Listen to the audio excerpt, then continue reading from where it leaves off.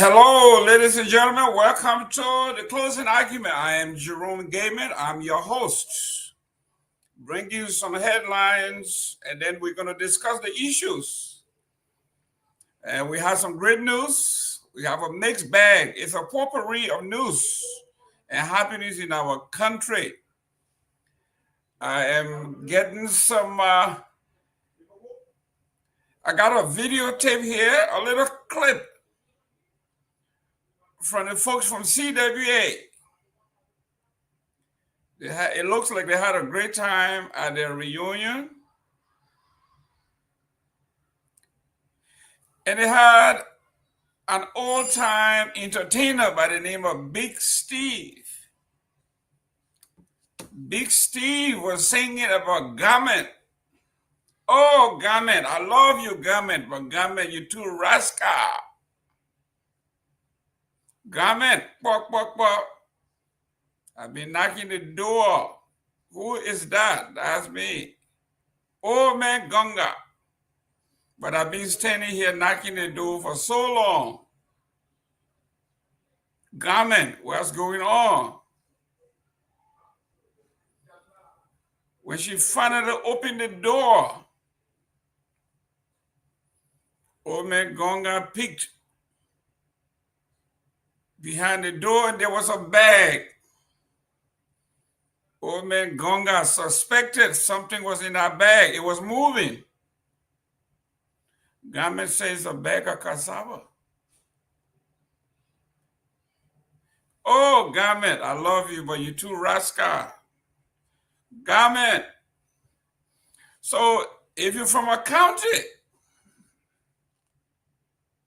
that has the name Garment, hey, Garment, I love you, but you're too rascal. Bok, bok, bok. Who is that? That me, old man Gunga. I've been knocking on the door. Kid from the farm been knocking on the door. He been bringing his bag, working all day. He gets on to see his wife, his lovely Garment.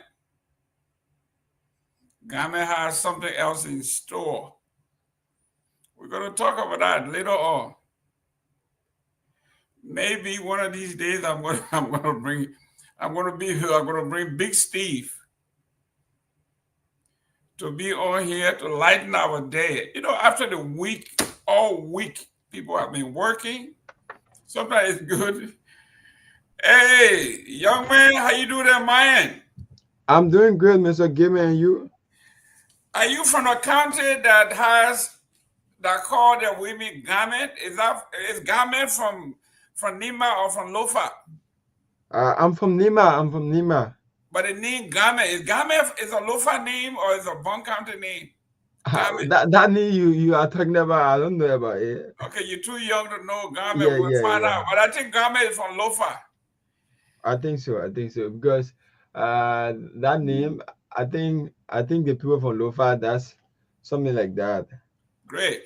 So we're going to talk about that, but let me go to some of the headlines that we discussed.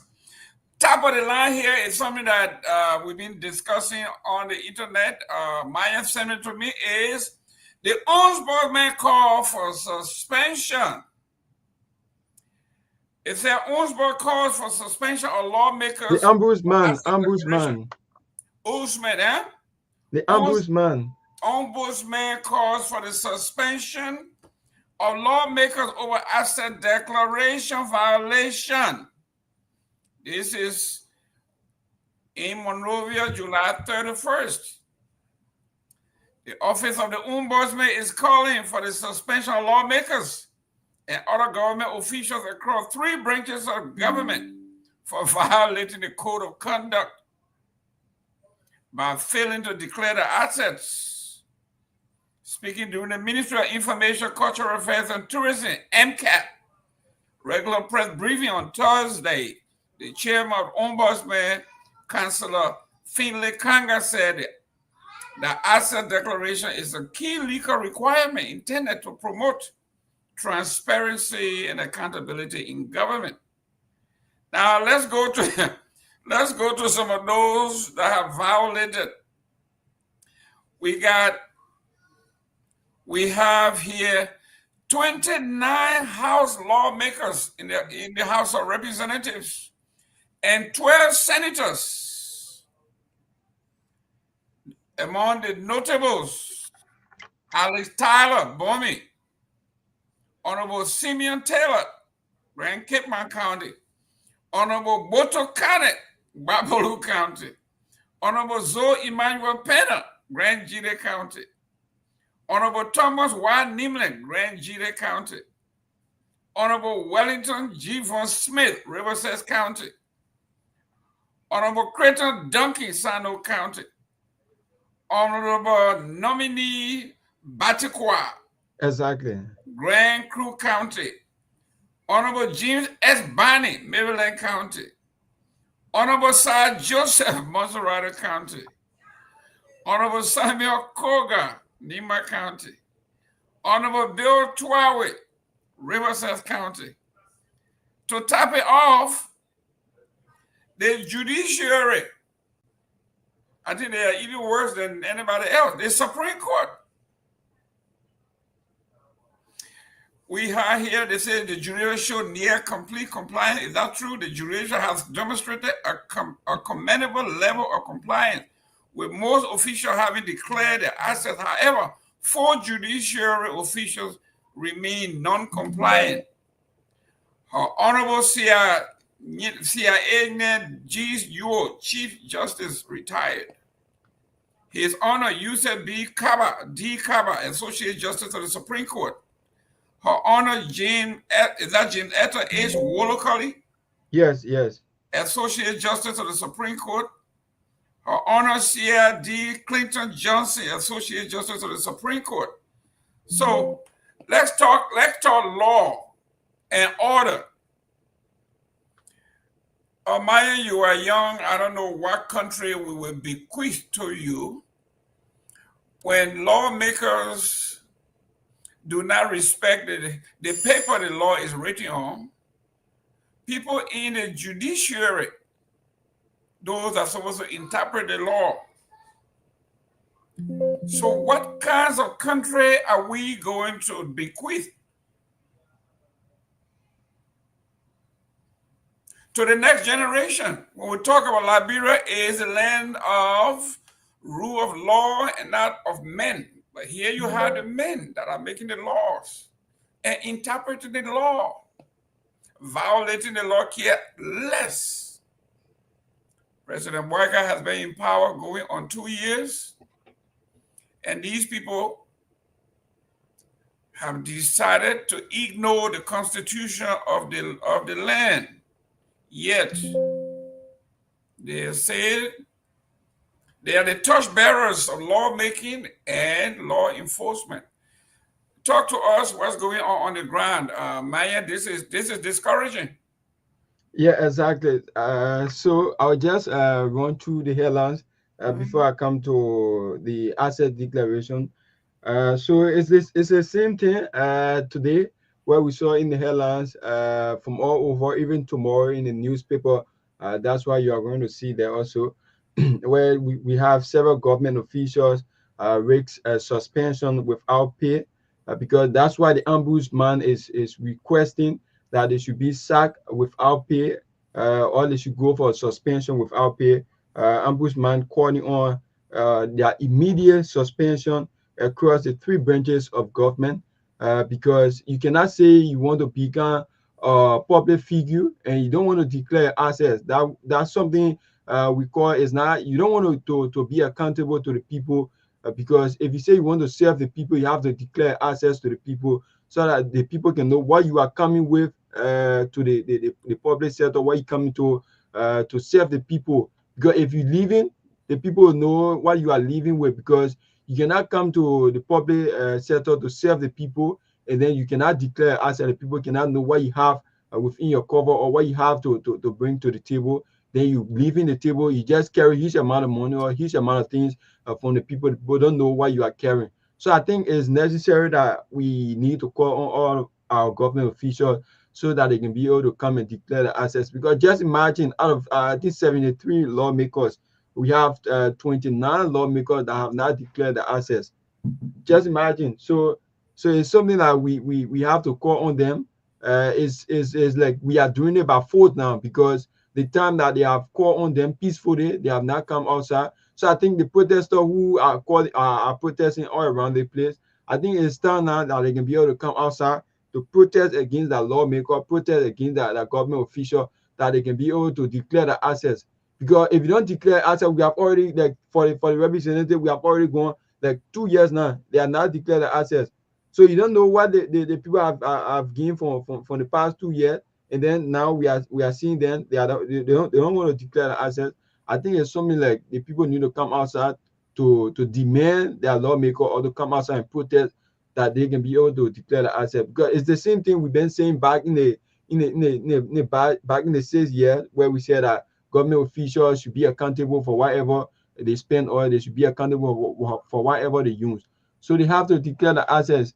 Is the constitutional right, or is within the law that they have to declare the access.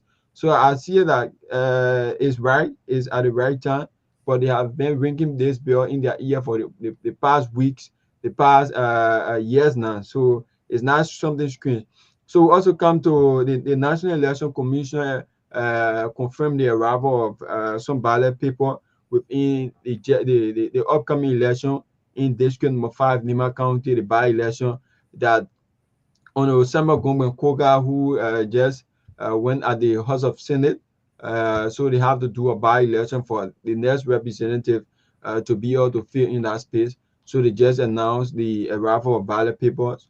So any month from now, the election process will kick off, where they will announce the campaign date and so forth. So we also heard from the court today that the opposition Congress for Democratic Change suffered serious legal blow at the civil law court on grounds that they seem party headquarters we've been talking about the invasion from the late matter.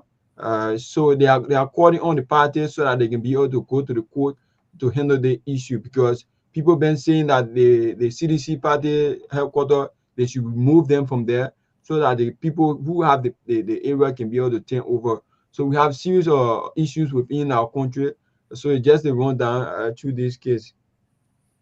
Excellent, excellent, excellent, excellent. You heard some of the headlines, and we got additional headlines that I'm going to read. Let's go through the newspapers. It said rape suspect, police officer, witness, and community watch member died in a tragic car accident while en route to the courthouse in Saniquile.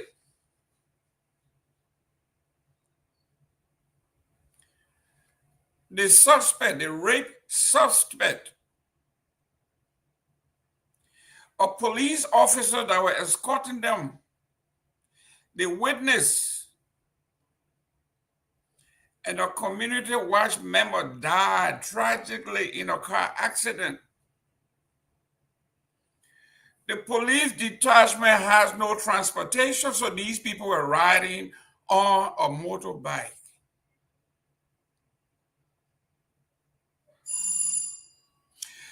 Can you imagine that the court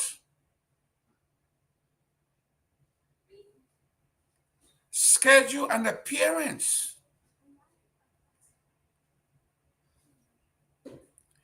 and the police were supposed to bring the suspect, the witnesses? 4 people on a bike died instantly en route to the court in Saniquile. We're gonna go into that. That's terrible in our country. This one is from the Liberia investigators. Say House suspense. LTN operation restore Transport Ministry's control over traffic duties.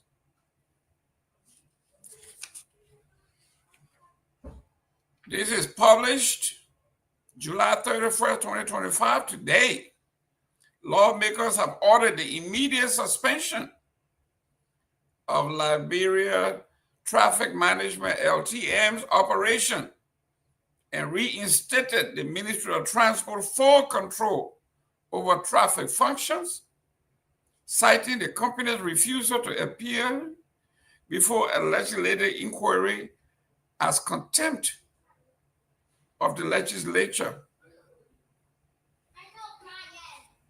What I didn't read there is any legitimate reason for canceling this contract that we say is a monstrosity, a travesty of justice against the Liberian people. Instead of outright revoking this particular deal, they are suspending it because these people never showed up.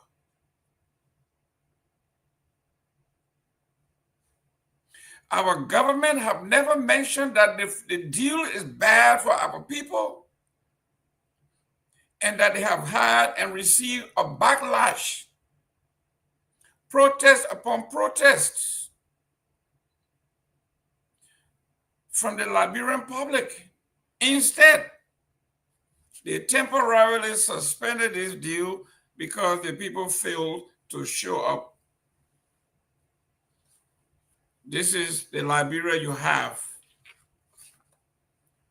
And I keep saying, what kind or what type of Liberia we are going to bequeath to the next generation? Members of the Supreme Court, the highest court in the land, refuse to declare their assets. They are above the law. Members of the Senate refuse to declare the assets. 29 members of the House of Representatives refuse to declare the assets.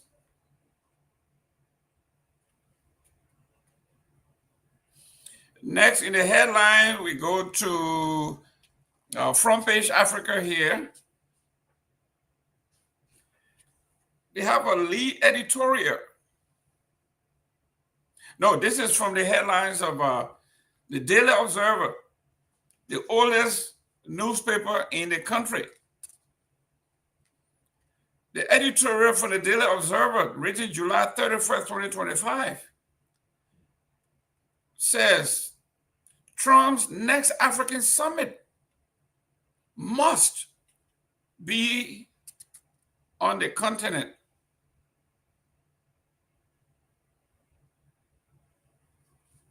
The Daily Observer is suggesting, in the strongest term,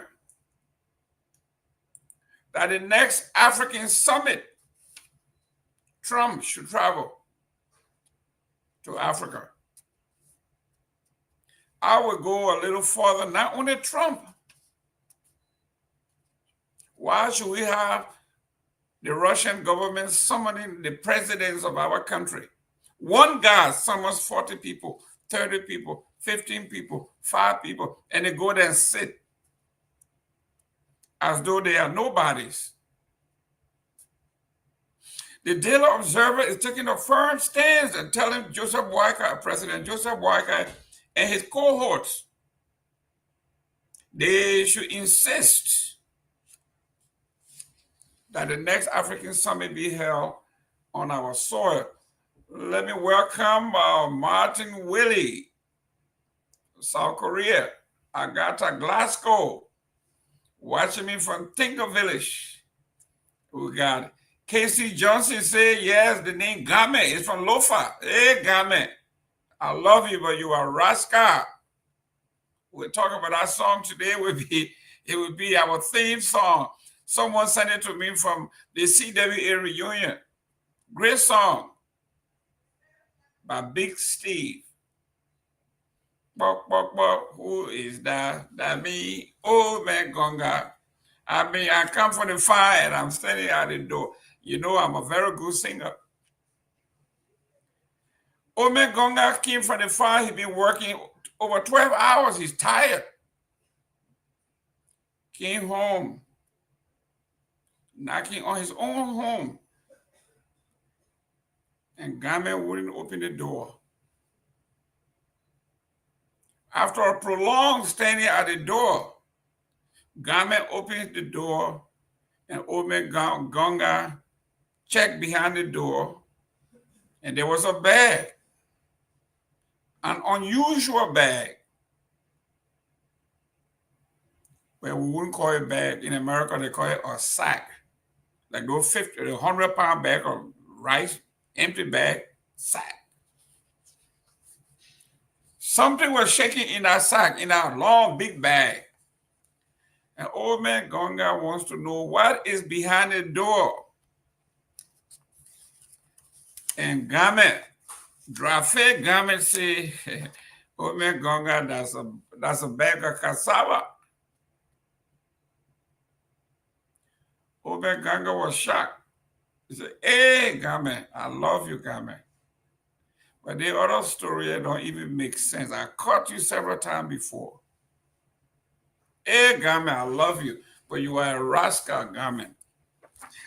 So someone just wrote in the comment section that the name Garment is from Lofa. Garment is from Lofa. Hey, Lofa. Rascality in Lofa. Hey, Garment, I love you, Garment. You are beautiful, Garment, but you are a rascal. That was basically the national anthem of the CWA reunion this go, I guess, a week or two ago. Hey, Garment, I love you, Garment. You are beautiful, but you are a rascal. Back to the front page of Front Page Africa, it says opposition absence. A national event sparks concern over boycott reconciliation agenda.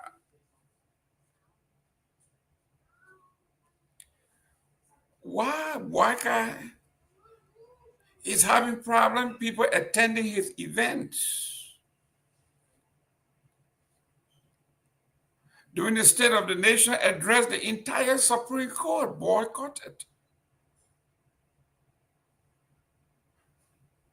Now the likes of Ellen Johnson Sirleaf, President Weir, Alexander Cummings, Benito Ure, Edwin Snow,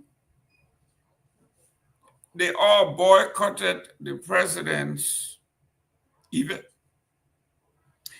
It says Monrovia, Liberia, with a rocky history of two bloody civil wars fueled by political and tribal divide, is now enjoying the dividends of peace. However, one major agenda its post-war leaders have tried to accomplish but have failed is reconciliation. President Ellen Johnson Sirleaf, with Joseph Boyka serving as her vice president, trumpeted reconciliation as one of her major domestic programs when she inherited a country reeling from a brutal civil war. Her appointment of her fiercest political rival, opposition leader George Weah, as Liberia Peace Ambassador was not enough to help her achieve her goal. Sirleaf will later admit that in her last annual message in 2017, and it reads, let me say straight out, two areas have continued to pose major challenges for our administration: corruption and reconciliation, she said. Our country's long struggle for national reconciliation has its genesis in our history, a coup d'etat and years of civil conflict, exacerbated long-standing divides that have left deep wounds. The methods and motivation of Truth and Reconciliation Commission have not helped to find a way forward to achieve the desired results for reconciliation. Nevertheless, we must continue to implement. We must continue implementation of the 207 recommendation, 207 recommendation in the report, the majority of which have already been implemented. That's from Ellen Johnson Sirleaf. About our issues, we have not reconciled Has President Ouattara done enough to even begin the process? Some said no. He holds the former presidents, Ellen and President Weah, in disdain. How can you reconcile the country when we, the Republic of Liberia, we are very blessed to have 3 living presidents that bring different aspects of challenges, experience, connections, international recognitions to the table. Joseph Ouattara have now tapped into a reservoir of goodwill, education, celebrity around the world by sidelining the former presidents. It is self-evident that the economy is not working, security is not working, and yet the president have decided to not tap into Madame Salif, her worldwide recognition and connections. He has not tapped into George Weah's celebrity status that could help us in tourism, in search for grants, aids, and goodwill. Why? Let me welcome Dr. Peabody. Dr. Peabody, welcome to the show. Good to see you, sir. Good to see you. Good to see you. It's good to be here on this Thursday. Good to see you, Mr. Goodman. Good to see you. Well, someone sent me a clip from the CWA folks. And that is a beautiful clip, a song I've not heard in a long time. Those are all from the old school. From Big Steve. Big Steve said, "Oh, Garment, I love you, Garment, but you're too rascal. Who is that? Oh, man, Gonga." You remember that song? I know by the time you were not in seminary yet. But that was the anthem of the CWA folks. And they were, what surprised me in the clip, the people that were singing this song are the people that Ome Gonga is accusing the women. Wow. The women were singing a song, and Ome Gonga is saying, "Hey, Garment, what's behind the door?" I've been working all day. I've been standing here all day. I came home and I'm knocking on the door. Garment, you don't open the door. When you finally open the door, I see the bag, and something is moving in that bag. What is that? And Garment said, it's cassava. The cassava don't shake like that. Hey, Garment, I love you, Garment, but you're too rascal. So I wanted to know the name Garment, where it came from. Someone just texted to me and said, in our comment section, Garment is from Lofa. Hey, Lofa, rascal. Well, I'm not saying all the women from Lofa are rascal, but we are. Ome Gonga say, Garment, you are rascal. You are from Lofa, you are rascal. So here we are, Mr. Dr. Peabody. We got some top news here. The ombudsman of Liberia have said that in the entire country is lawless. The members of the Supreme Court have refused to declare their assets. 12 members of the Senate have refused to declare their assets. 29 members of the House of Representatives have refused to declare their assets. The entire 3 branches of the government and the 150, some more, from the executive have refused. Dr. Peabody, what country are you going to bequeath to your children and your grandchildren? Well, Mr. Goodman, Ben didn't know. You're talking about people who should be enforcing the law, already breaking the law. How can you get any kind of fair justice in that system? You got all these people that have not just to declare the asset. When the president took over, he called on them to declare the asset. Apparently, it fell in the crack. It never kept on it. No check and balance, and that's a problem we have. There's no check and balance. You set a committee, you gave order, and people don't do it, you don't even care to go after them and find out why they did not do certain things. That's the problem Liberia is faced with. They have not. I mean, it's been almost 2 years. These guys have been working in government. I think what the president should do now is to fire some of these guys that he has control over and fire them. If you go to the Justice Department, if they have not declared their assets, then it tell you how sick and weak our legal system is. I think it's a disgrace, and you shouldn't even suspend them now. At this point, they should be fired at this point, because to his credit, President Barker did order this a long time ago. And these guys can't do it now, fire them. There should be no suspension for what?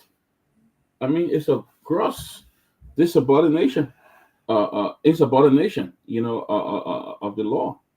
Complete insubordination. What do you do, when people are so disrespectful and don't follow the law? And that the people want to trust a whole country to lead? But let me take you to task. The president, first of all, he said he was going to declare his asset before he took the installation, the oath of office. He never did. The president said he would not listen to the Supreme Court because they are two separate branches of government and they don't have any power over the other branches. So now can he go to the Supreme Court and tell them, say, listen, if you don't do this, I am going to do X, Y, Z. He can. Because he told them already that they cannot checkmate each other. If he didn't listen to the Supreme Court, why should they listen to him now? I'm just flipping the thing on his head. Yeah. It's not going to happen. He's not going to do it. I think there's some kind of weakness here on the side of the president. I know he wants to really lead Liberia. He really wants to make the difference. But I keep picking back to his, his age.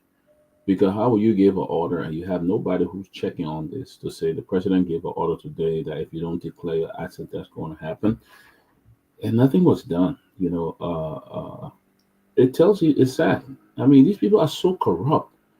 I mean, you come into power, they say declare your asset, and people just sit there and totally ignore it. How can you ignore something like that? That's your job. Your job is on the line. Or they want to get rich. They want to earn. They want to steal before they come up and say, you know what? This is what I own. This is what I own. You say, I'm not declaring my asset until I steal something and put up something. Therefore, when it comes, I can say I own this one. And exactly that's what they're doing. So it shows you how weak and unserious this government is. It's very weak. Why in the world you were told to declare asset and you don't declare it, and you want to be in government? But now heads should be rolling. President Barker should fire them. Fire them. But as I said, the president is not as strong as his willpower, to lead.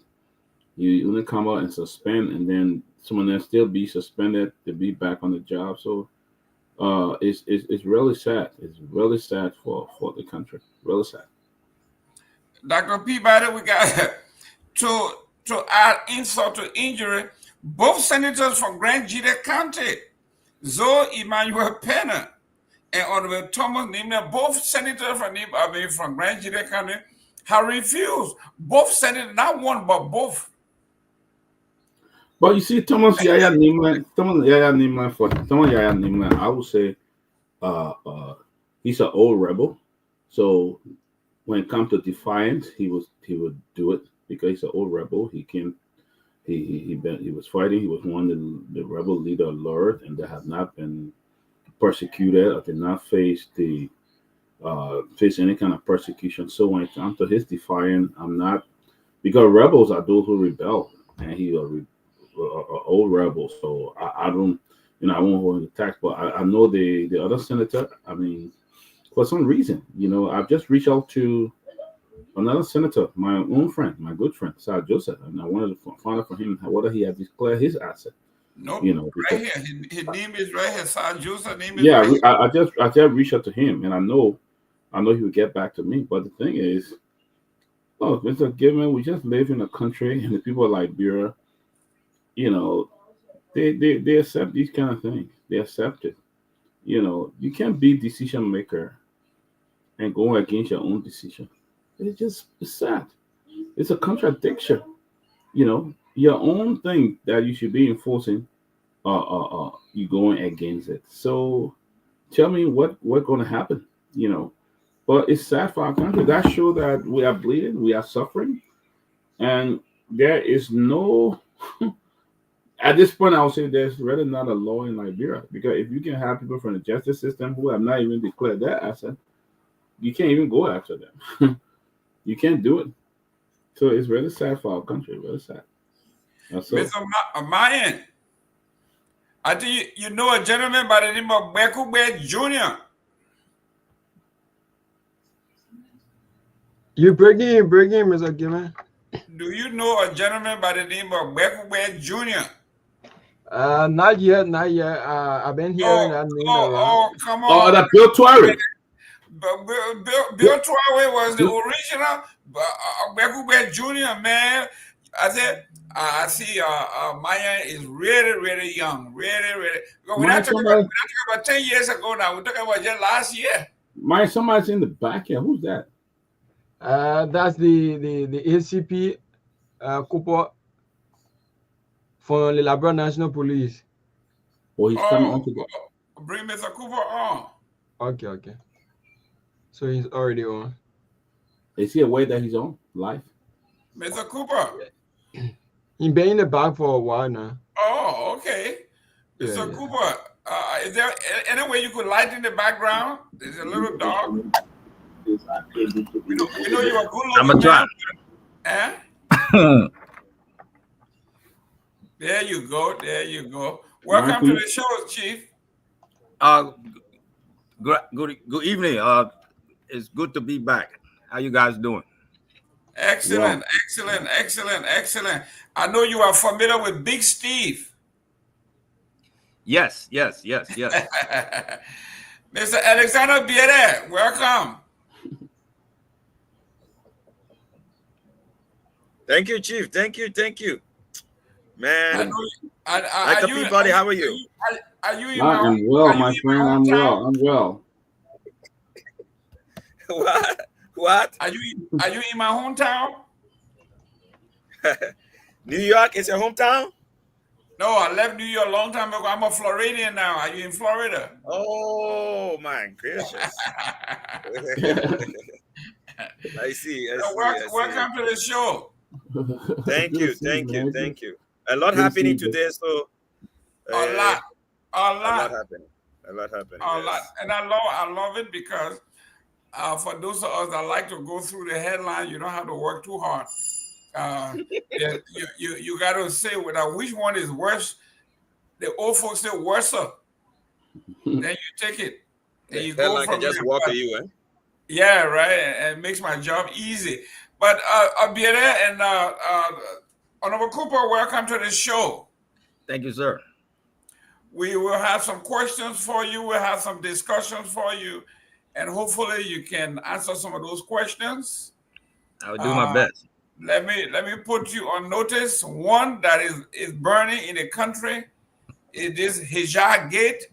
You got to deal with that Hijab Gate. We're going to talk about that. We're going to talk about the handling of the protesters at the Ministry of Transport. We'll talk about a lot of other stuff today that have to do with law enforcement.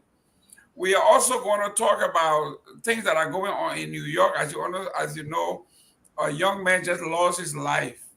A police officer just lost his life in New York City. It's a terrible situation.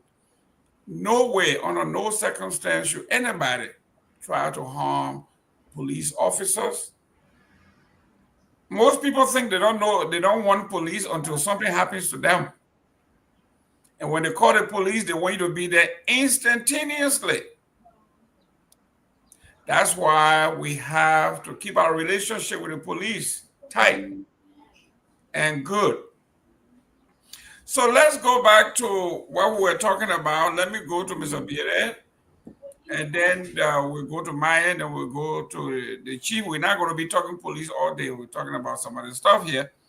So the owns boss man, Biere, Yes, sir. it looks like the entire government, the executive, the legislative, and the judiciary, they have all most of them, the three branches have defied the law of the land. The entire Supreme Court, I won't say entire, but most of the Supreme Court folks have not, members of the judiciary have not declared the assets. 29 House representatives have not declared. 12 senators have not declared, including Sir Joseph Bekube Jr. from Riverside County, the two senators from Grand Gila, Honorable Tyler himself have not declared. Bani have not declared. What's going on here? For me, I think one of the problems we have is the fact that there are no consequences for these things. Most of the time when it happens, people are not held accountable. So at the end of the day, you expect these things to continue to happen. Interestingly, during our electoral processes are marred by this same, disregard for the standards and the merits of some of the people in the system. It will interest you to note that some of the worst performing public officials get elected over and over. That's a system we've built in the country. We don't look at people's records and all of that. You would be surprised why people like Alex Tyler will be elected over and over in the legislature and miss his honor performances. But he goes back to Bomi County, and the people of Bomi get to elect him. He comes back and he continues in the same way. People who poorly perform in the country, I was saying to someone the other day, when you look at the configuration of the legislature, then you come to realize why Liberia is the way it is. A place with all system, a place where the worst performing people, the people with all the key scandals you can think about in the country, the legislature becomes a safe haven for people with inter character. The people, 2005, I think it was one of the best times our people elected people not on any basis of inducement. I remember people like Gabriel Smith from Grand Bassa. He was elected only on the basis of advocacy. What he stood up for. They were speaking for the Bassa people. They had this Bassa Concerned Citizen movement. They were speaking. In fact, there was a particular time when they arrested a strap truck in the county. There was another time when they resisted Model and the way they treated the Bassa people. Gabriel Smith did not even have a straight bicycle when he was elected into. I think that was the best time that Liberians ever went to the pool to elect people based on real merit. Today, I beg you, all you need are resources. You get your money, you truck your people in a district or in a county, and that's done. I contested in Buchanan City in Grand Bassa. I can tell you a funny story. There were people waiting to go to Riverside County to vote. To register, right? Because they were told that you would get $50 to go and $50 to return on election day. So what did they? They were waiting because I think they have the registration period at different timelines across the country if you follow the last election. Saint Buchanan on the registration were at a different time zone, and Riverside were after the Bassa registration process. People were still in Bassa waiting. They were waiting for Riverside's own to commence. That's how terrible the system is. So you go to some communities, you canvassing among them, you're telling them to go and register. They're not wasting their time on that thing. They're not listening. They're waiting for the next truck, the next bus, or the next pickup to load them for Riverside County because someone will give them $50 there. That is the situation we have. I don't know whether we can ever, the National Elections Commission and other people, who are concerned with electoral processes, can begin to think of this thing. Why doing election, we just get the whole cross-pollination, the scientific people can call it. where you get people from Bassa moving to Nima, people from Nima moving to Lofa. That is the reason we got the people we got in the legislature. It's not by mistake. It is not. So it should not be surprising when people are underperforming in the legislature, because we saw the underperformances, we saw all of the actions before we elected these people. So the ombudsman is just going to be a toothless bulldog. They will just do what they would do. In fact, I don't even think they have enforcement power. I saw that they tried to put some things in order to say, look, XYZ issue happening and all of that, but they don't have that sort of enforcement power. So nothing is going to happen. It's just going to be something for the news. We talk about it for a day or two, and it's over with. Nothing is going to happen. That's all I wanted to say on that. Thank you. Wow. Let me say good evening to our folks from the battery factory community, Japanese Freeway, Monserrato County. Our musician, Roland W. Toye. And then we have here, let me see who else we have. We have, Fort Junction, Monrovia. Well, we got all kinds of names. I don't want to say what Dave, Brim, Mark, we got a lot of names. Honorable Cooper, I don't know if you are allowed to talk on policy without going too deep, but what can we do to actually have people who live in the community to have a voice? Because if when you go to Monrovia, Honorable Cooper, where do you live? What district? In the rehab community. What district is that? Ooh, I'm not sure. Okay. So if I wanted to run in your district and I go to Bassa, my hometown, bring 10,000 folks and I win, do I owe the folks in rehab, do I owe them anything? They can say all they want to say. They didn't vote for me. They didn't have a say so. I paid for my vote. I got my vote. I don't owe them anything. How do we stop this? Well, you do, because you ran under their umbrella. So whether you brought somebody else to support, that's on you. But if you're saying, let's say my district was District 10, and you brought a whole bunch of people to come and run under District 10, you don't belong to the people in Buchanan. You belong to the people in District 10. So everything you do, all your work is supposed to benefit the people in District 10. So even if you didn't go and do your campaigning, you didn't get their support, that's on you.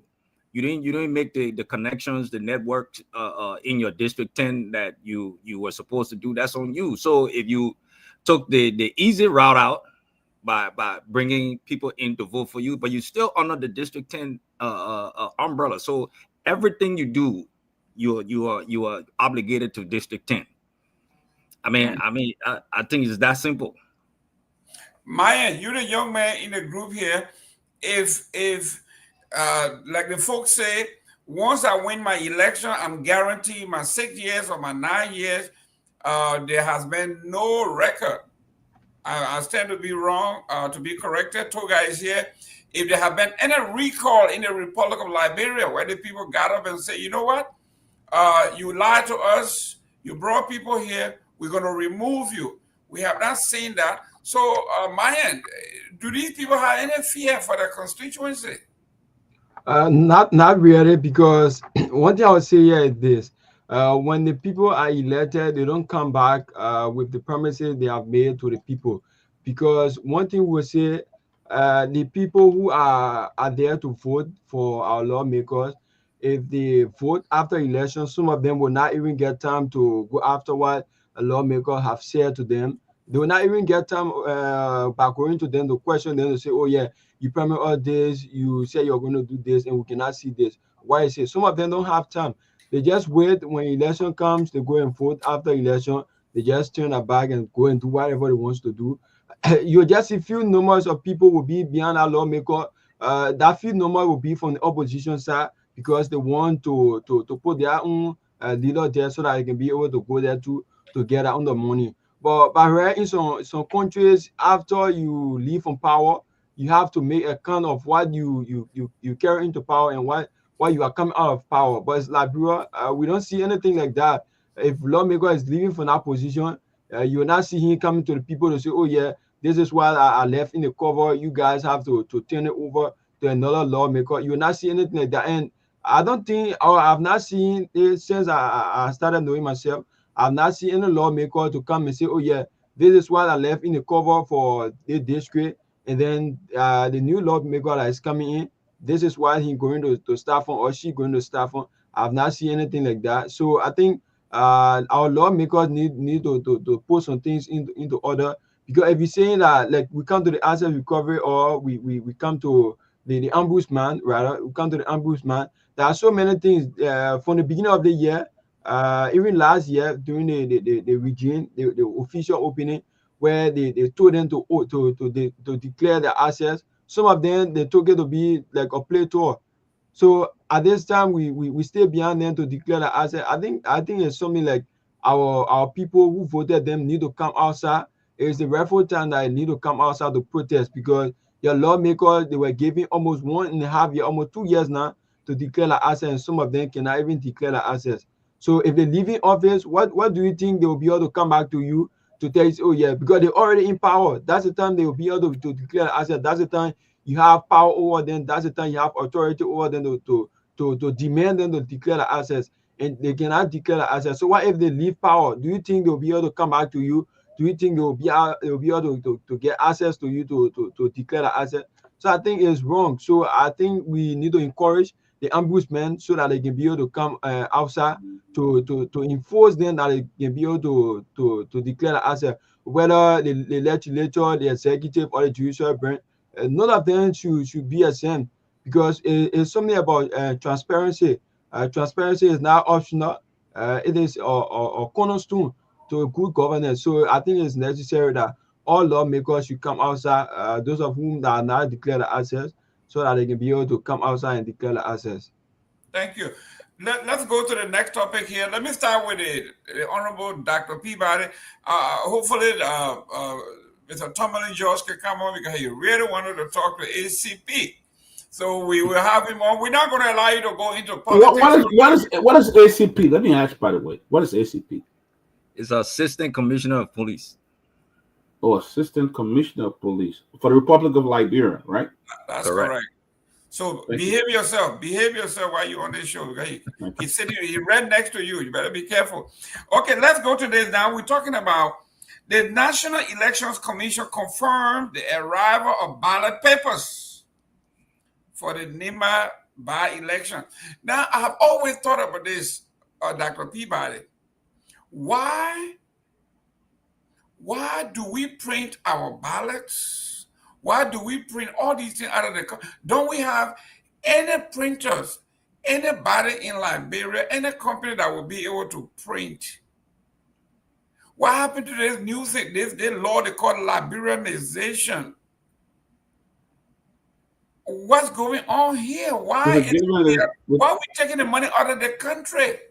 To the given, we take almost everything out of the country. Now Ghana has become our new purchasing city. The fact is, we can print ballot paper in our country. We can create the opportunity in our country, but people don't want to do it. They rather go out there and do it because they get the cut. It's all about the cut they get from these things. You know, I'm not sure, but there's a lot of companies in Liberia can print T-shirt, print ID card, and do all those things. We don't believe in promoting ourselves. When we get things from Liberia, we say, oh, it's from Liberia, it's not worth it. We don't believe in the thing. We go to Ghana and do it, or we can find. They came up to a point, the government used to rent amplifiers and things from Ghana. They used to bring Ghanaians, folks to come and use the amplifier. And that's the problem. We don't believe in ourselves. We don't believe. I don't know when we'll start learning or when we'll start doing that. But I mean, we spend most of our money away, most of our money outside. It's Ghana. We're getting ballot boxes from Ghana. And I think ID card machine, this stuff, we send people to Ghana to do it. We don't believe in ourselves. We don't get the government don't give Liberian the opportunity to do these things. Government will leave Liberian a businessman go to Ghana to do business with them. That's what they do. Simple example is the Rabba International Airport. Was there any need to bring a Ghanaian person to run our business launch? Was there a need to bring somebody in there to run our business launch when you have qualified Liberian caterers? who would really run that business launch? Where in the world would Ghana or Sierra Leone, anywhere there, give their business launch to a foreigner to run? That's why you go there, you're eating Ghanaian food and drinking Ghanaian wine and beer, because we don't believe in ourselves. We don't believe that Liberians are capable of doing certain things. Honorable be there. You ran for a public office before in Liberia. What is your take on? We're talking about your ballot, where your name printed on it, out of the country, and it's coming. They're telling you we have brought in the ballots, and the other name is written on it.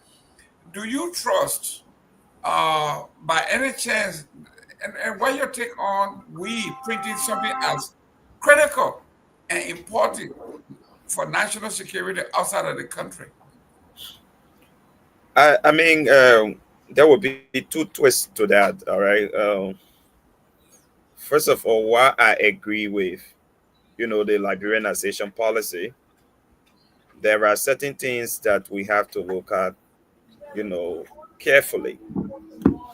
You remember the issue of the dual citizenship, for example, when it came into fruition, it came with some level, of a little bit of tweaking, I would say.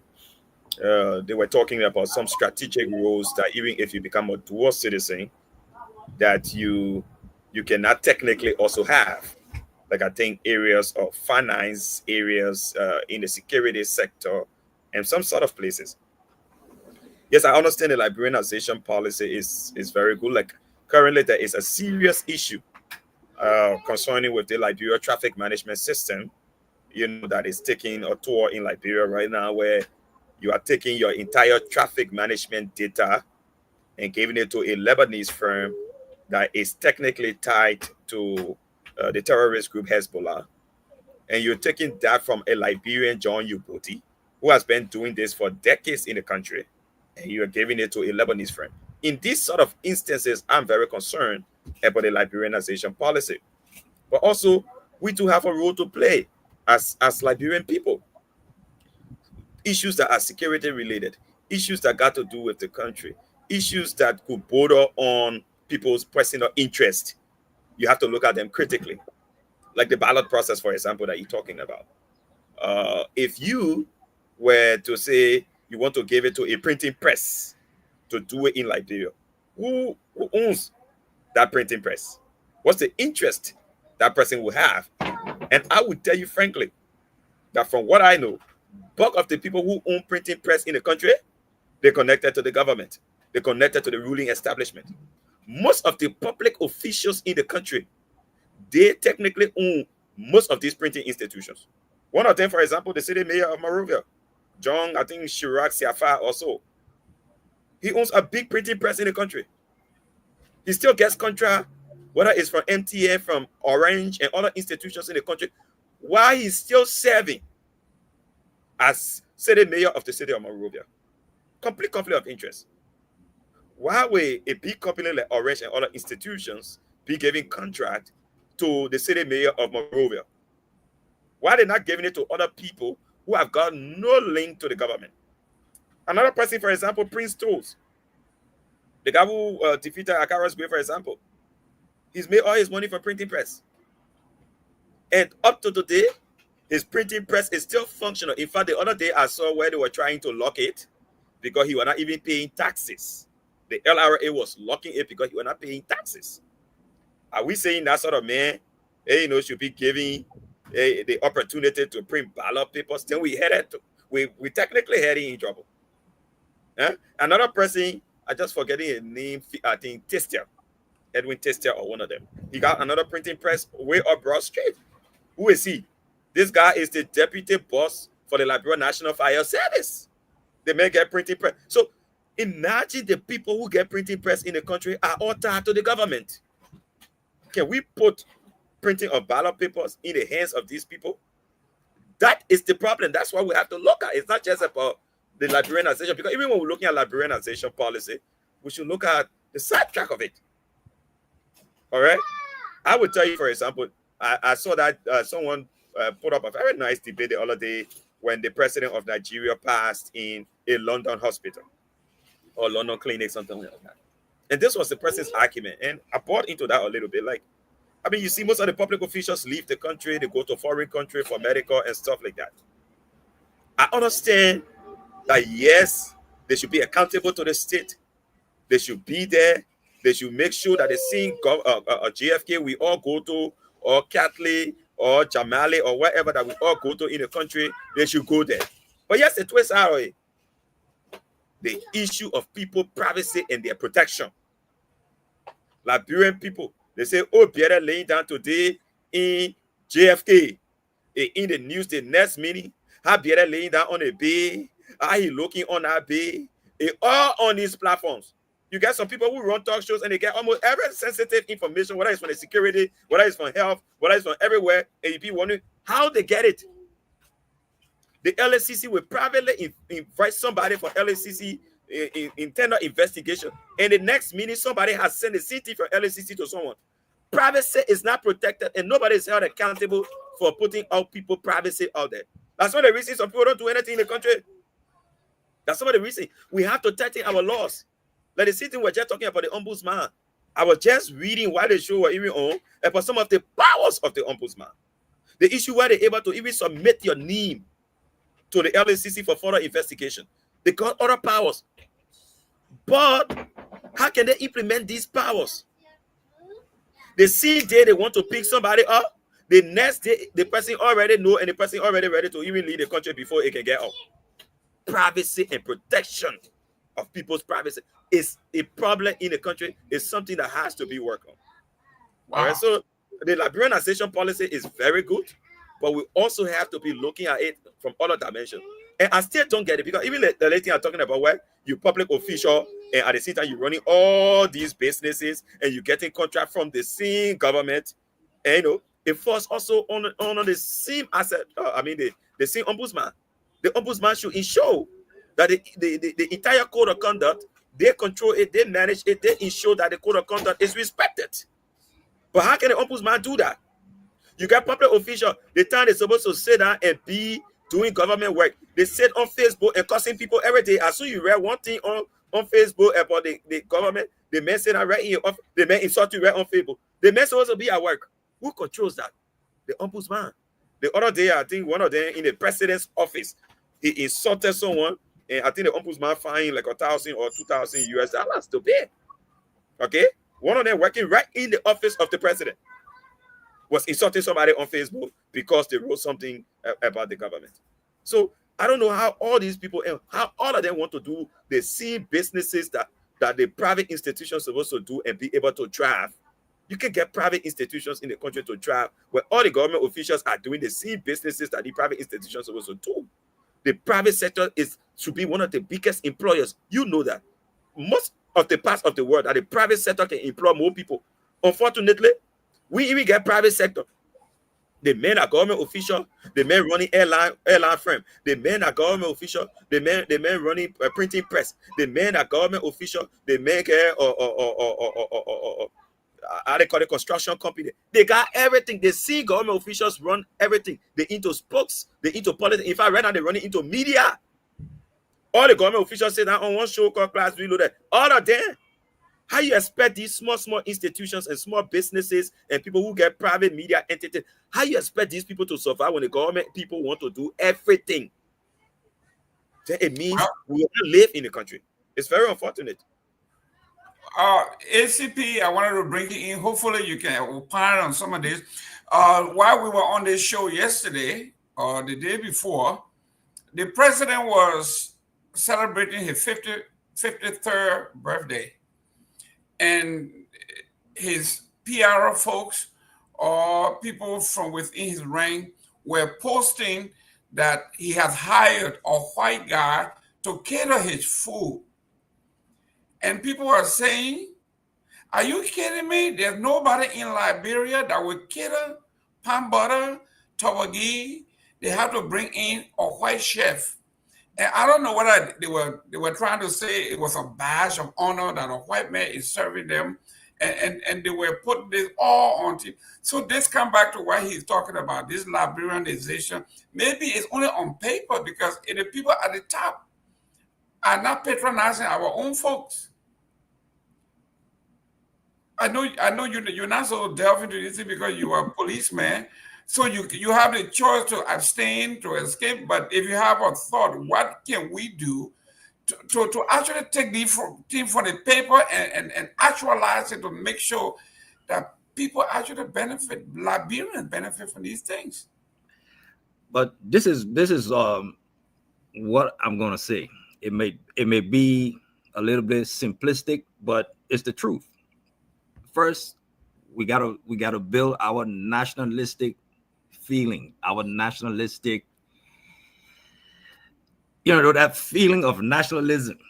We gotta stop with the tribalism, and come together as Liberians. Everywhere else in the world, for the most part, when it comes to self-interest, people come together. They may be from different sectors of the country, but when it comes to, let's say, United States, the 50 states will come together when it comes to United States.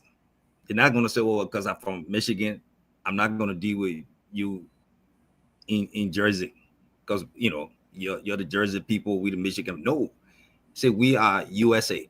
So we have to come together as one.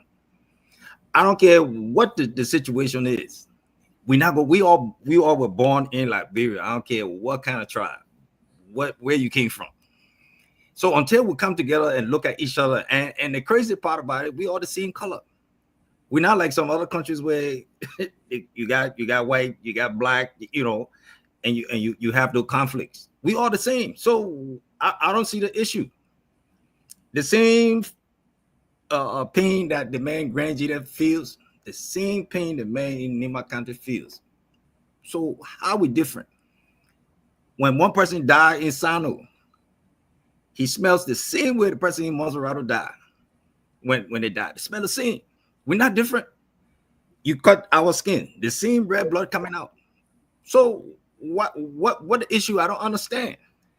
I don't understand why it's so hard for us to look at one another and say we're the same, and we need to look out for the best interests of each other. We need to be brother, our brother keepers. And then one of the most important thing that's really hampering our country progress, accountability and consequences. Until those can really be enforced and put in place.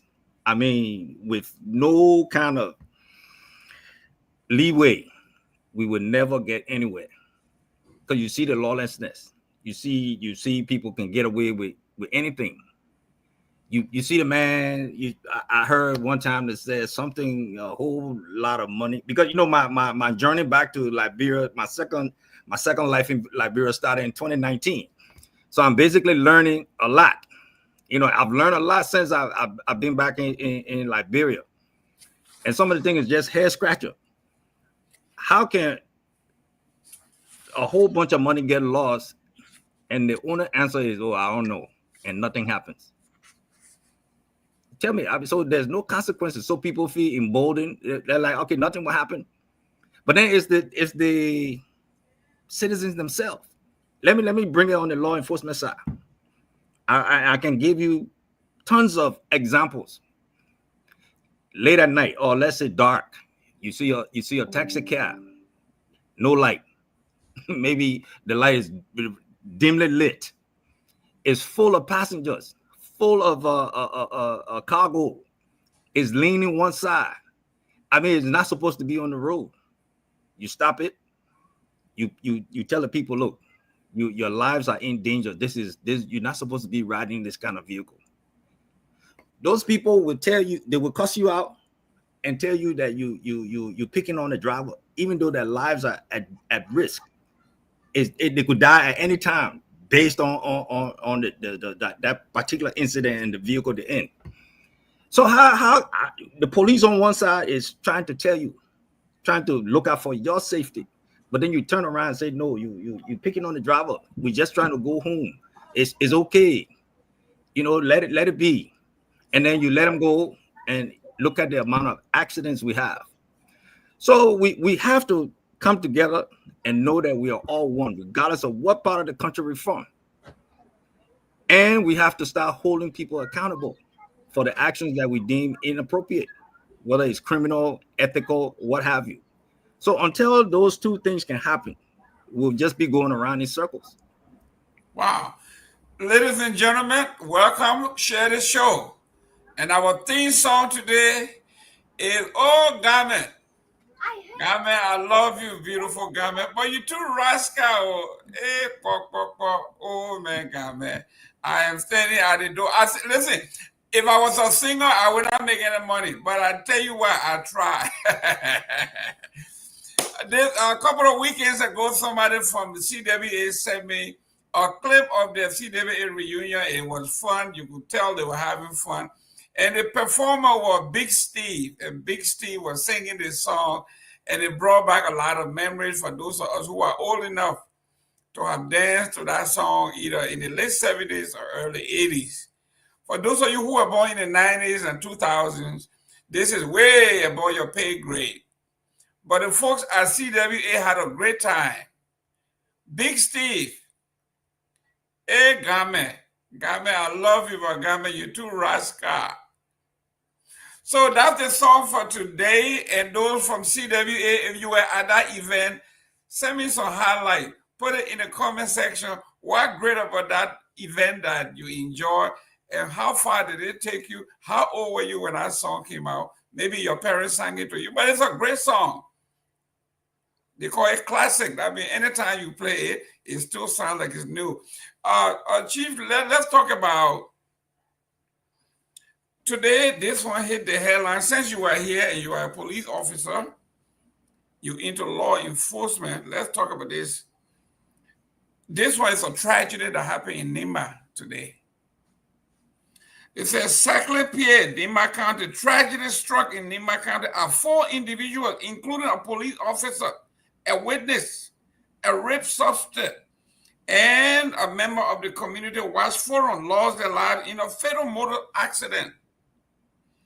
The group was en route from Tapeta to Saniquale when the accident occurred, resulting in the immediate death of 4 people on a motorbike. According to the police in Tapeta, the suspect, they called the name, he's 38, and they went. From it, I gathered that the police officer, in coordination with the community watch forum, were resolute in their mission to transport the suspect from Tapeta to Saniquale in Nimba County for further investigation. While they were en route, all 4 died instantly. Hey, man. An entire police detachment and the court do not have transportation. You are putting a suspected rapist, the witnesses, and a police officer on one bike. What should the police department do? What should the government do? What should we do? This is unattainable. Well, the first thing, the police need more support. We are light years behind most developed countries, and the IG is trying his best. He's balancing a lot of balls. He's wearing a lot of hats, and everything is predicated on resources or money. So our lacking, so to speak, didn't just happen overnight. So for the most part, we're trying to build from the ground up, fix what's needs to be fixed. So, and it kind of like borderlines what this whole LTM thing. We just started this special traffic enforcement unit. I think we'll be in service maybe 3 months, going into the 4th month. So we've been stepping up traffic enforcement for speed, unsafe driving. So without these things in place, there's nothing much we can do with about traffic, about speed, about recklessness, about safe vehicles being on the road, taking unsafe vehicles off the road. So I think Ministry of Transport is the overall big umbrella for road safety. So those things should have been in place. Or those are the things that need to be in place. We lacking speed limits. The sparsity, you see sometimes you're driving on the highway, you might see one here. 10 miles down the road, you're going to see one. That's not how you control traffic. You got drivers don't even know what the speed limit is. You got drivers who don't even are not supposed to be behind the wheel.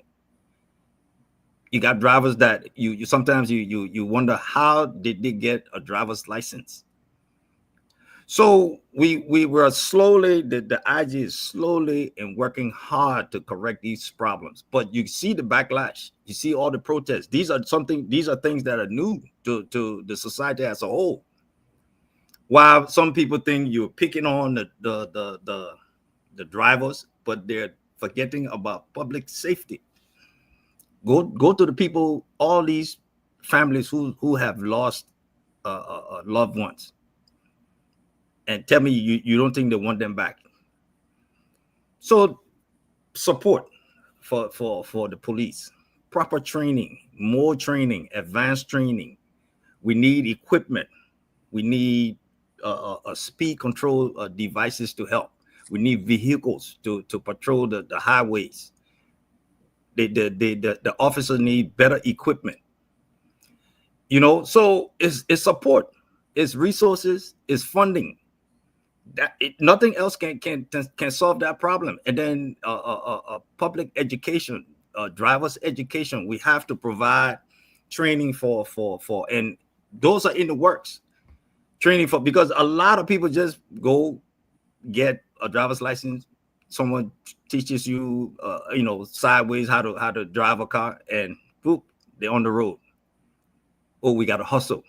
We got to hustle. But in the meantime, everybody else's life is on the line. And I'll tell you one of the things: this driving the wrong way in traffic. And then and I've stopped a lot of them. I mean, all walks of life, from ministers to taxi drivers who are uneducated. And you question them: does it seem proper to you to drive into traffic? People coming at you full speed, not expecting you to be coming in. Your lane is all the way on that side. Why are you driving on this side of the road? So proper education, proper training. Before people get driver's license, we have to train them. We have to show them the proper way to navigate the roads. Those things should have been in place a long time ago. So it's hard trying to work backwards. And that's what the IG is doing. That's what the traffic unit, the traffic team, the traffic unit in LMP is doing, working backwards, which is hard. Right. A man who's been driving with no education, no driver's education for about 10 years. And then all of a sudden you say, okay, come on, I got to show you the traffic signs. It's hard. So it's an uphill battle, but we need the public support. They got to be patient. We have to have law and order. It may seem unfair, but we have to do it.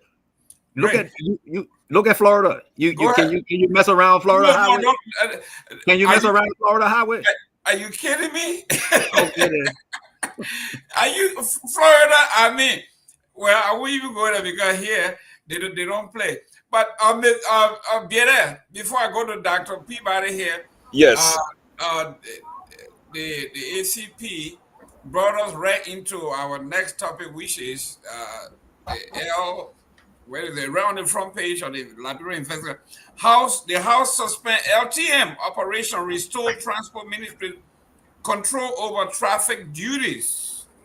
And it reads, real briefly, Capitol Hill, Monrovia, lawmakers have ordered the immediate suspension of Liberia Traffic Management operation and reinstate the Ministry of Transport full control over traffic function, citing the company's refusal to appear before the legislative inquiry as prompted by the legislature. We've been hearing, we have seen templates of driver licenses with the police chief himself being part of this business. Where in the world have you seen the police chief sign off on people's driver's licenses? Mr. Biere, we need to talk about this while we have the police people here. Yes, so I don't know, but I was hearing the ACP talk about the police needs a lot of support. My real issue is there are some very simple things that could be handled in Liberia without much needed support. And yes, the police is getting some very huge support. When you look at the budget, they got some very serious money in the budget and all of that. Can we mute, please? If we got, I hear some children. You know, and here's the thing. Like you were talking about the issue of traffic situations, like places like the US and all of that. These are easy systems that you can put in place in Liberia.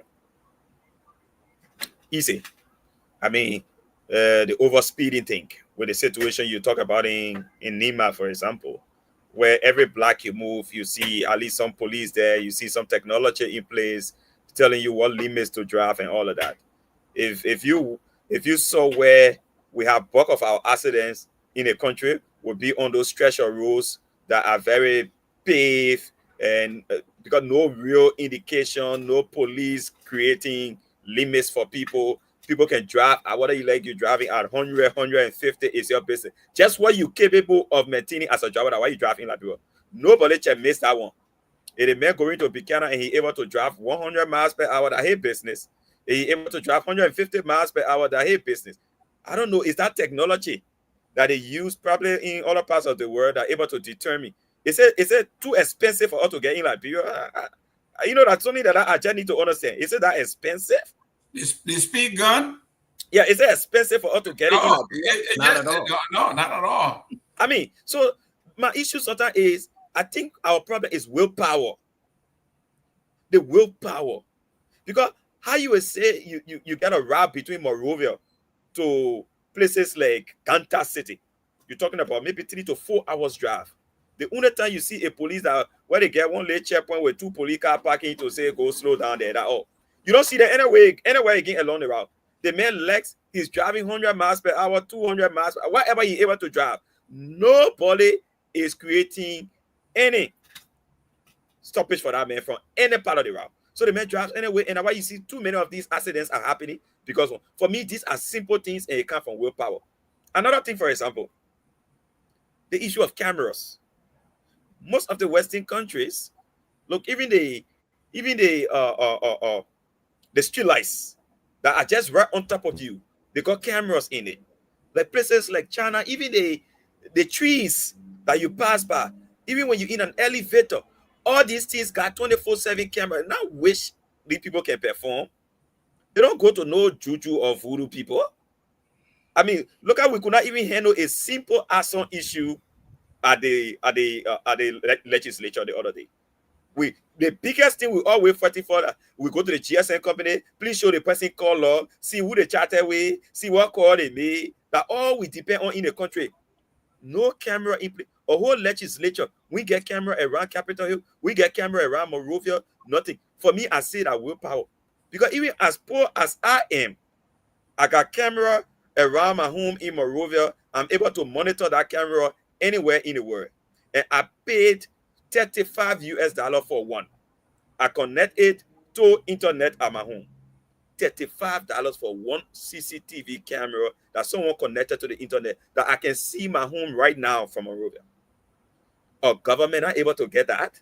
Every friend here, a government being able to get that? And where these people come from? All these people who run our government system today, they come from the same Western countries. They see these things, but back home, they are able to implement it. So that I keep wondering, Oh, they said the new police chief went to Harvard. He from an advanced society, went to an advanced country. But what do we do to ourselves? What? You go to Moria, they see system. Almost like people come from good systems. They go back, they see old system, they put it right back in their head. So why do we go to all these schools in the foreign country? When we go right back, we do the same thing. Right back. When we do the same thing. I thought we learn so that we can change it when we go back home. What do we learn from all these experiences? But when we go back home, we do the same thing in the country. Or worse. Yeah, it's so unfortunate. The thing you're talking about, the Liberia traffic management system, for example, it's just money play. What kind of country you get? The House of Representatives taking a different decision. The Senate taking a different decision. The Senate has said the Liberia traffic management will be, I think, accepted. The House of Representatives say they're not accepting. You looking at the trend? That the trend right now.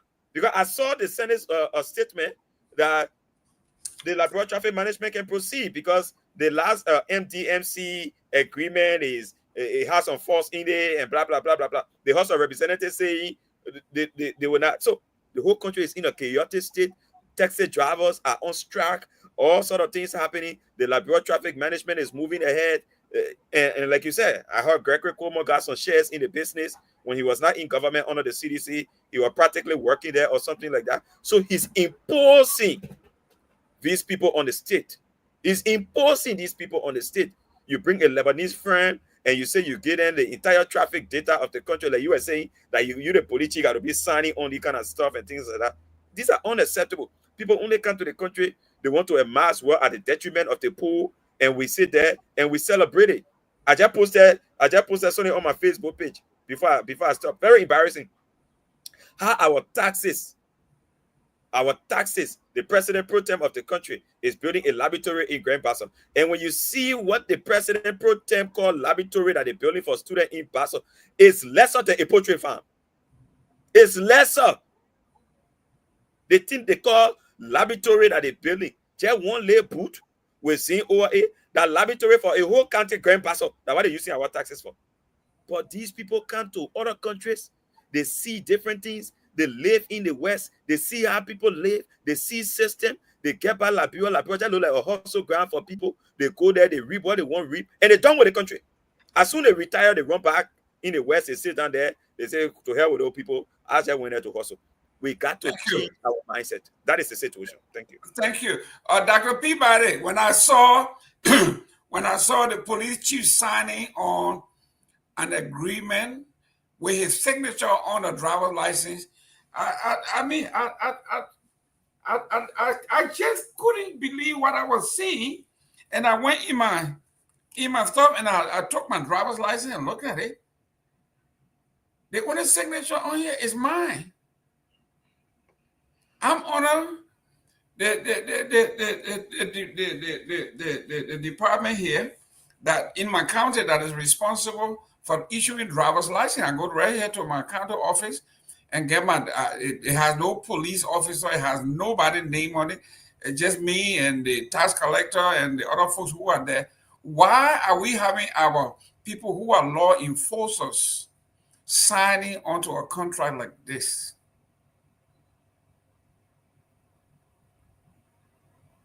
It depends what the law is. Every country has different rules and every have different laws. It depends what that is, to be fair here. Maybe we may have a different law in the US and Liberia, even though our laws are similar, but it's different in some ways. So for that, I would say different law. But yeah, it's to Toga point here. We are not developed. Liberia is not as developed as the United States of America. We don't have the rules where you can man camera to track people that are driving and to ensure that you give them tickets and stuff like that. We don't have those rules. We don't have no system. We see people driving on right lane. You be in the right in Monrovia and somebody driving on your lane and expect you to get out of that lane. All right. So we don't have that system. We don't have the rules. We don't have the technical facilities to do all of that. But yeah, what I would say, some of those things I'll also blame the police, because you have police there and people are driving on the other side of the road and they sometimes encourage it. Those kind of people should be stopped, arrested, and the car taken from them. You know, but you have police on the street that don't have guns, so the people can take the law in their own hand. They can attack the police too. So we gotta look at different sides of this story. You know, police standing there with a gun, and they're making almost threatening to hit you on the road. And so, you know, I mean, it's even though it's true that some of the police are very corrupt, they do take money, allow people to go and stuff like that. But again, we got to look at different sides of the story. I mean, you have not equipped the police to really fully man the traffic. If you have equipped them, you give all the police a pistol or something like that.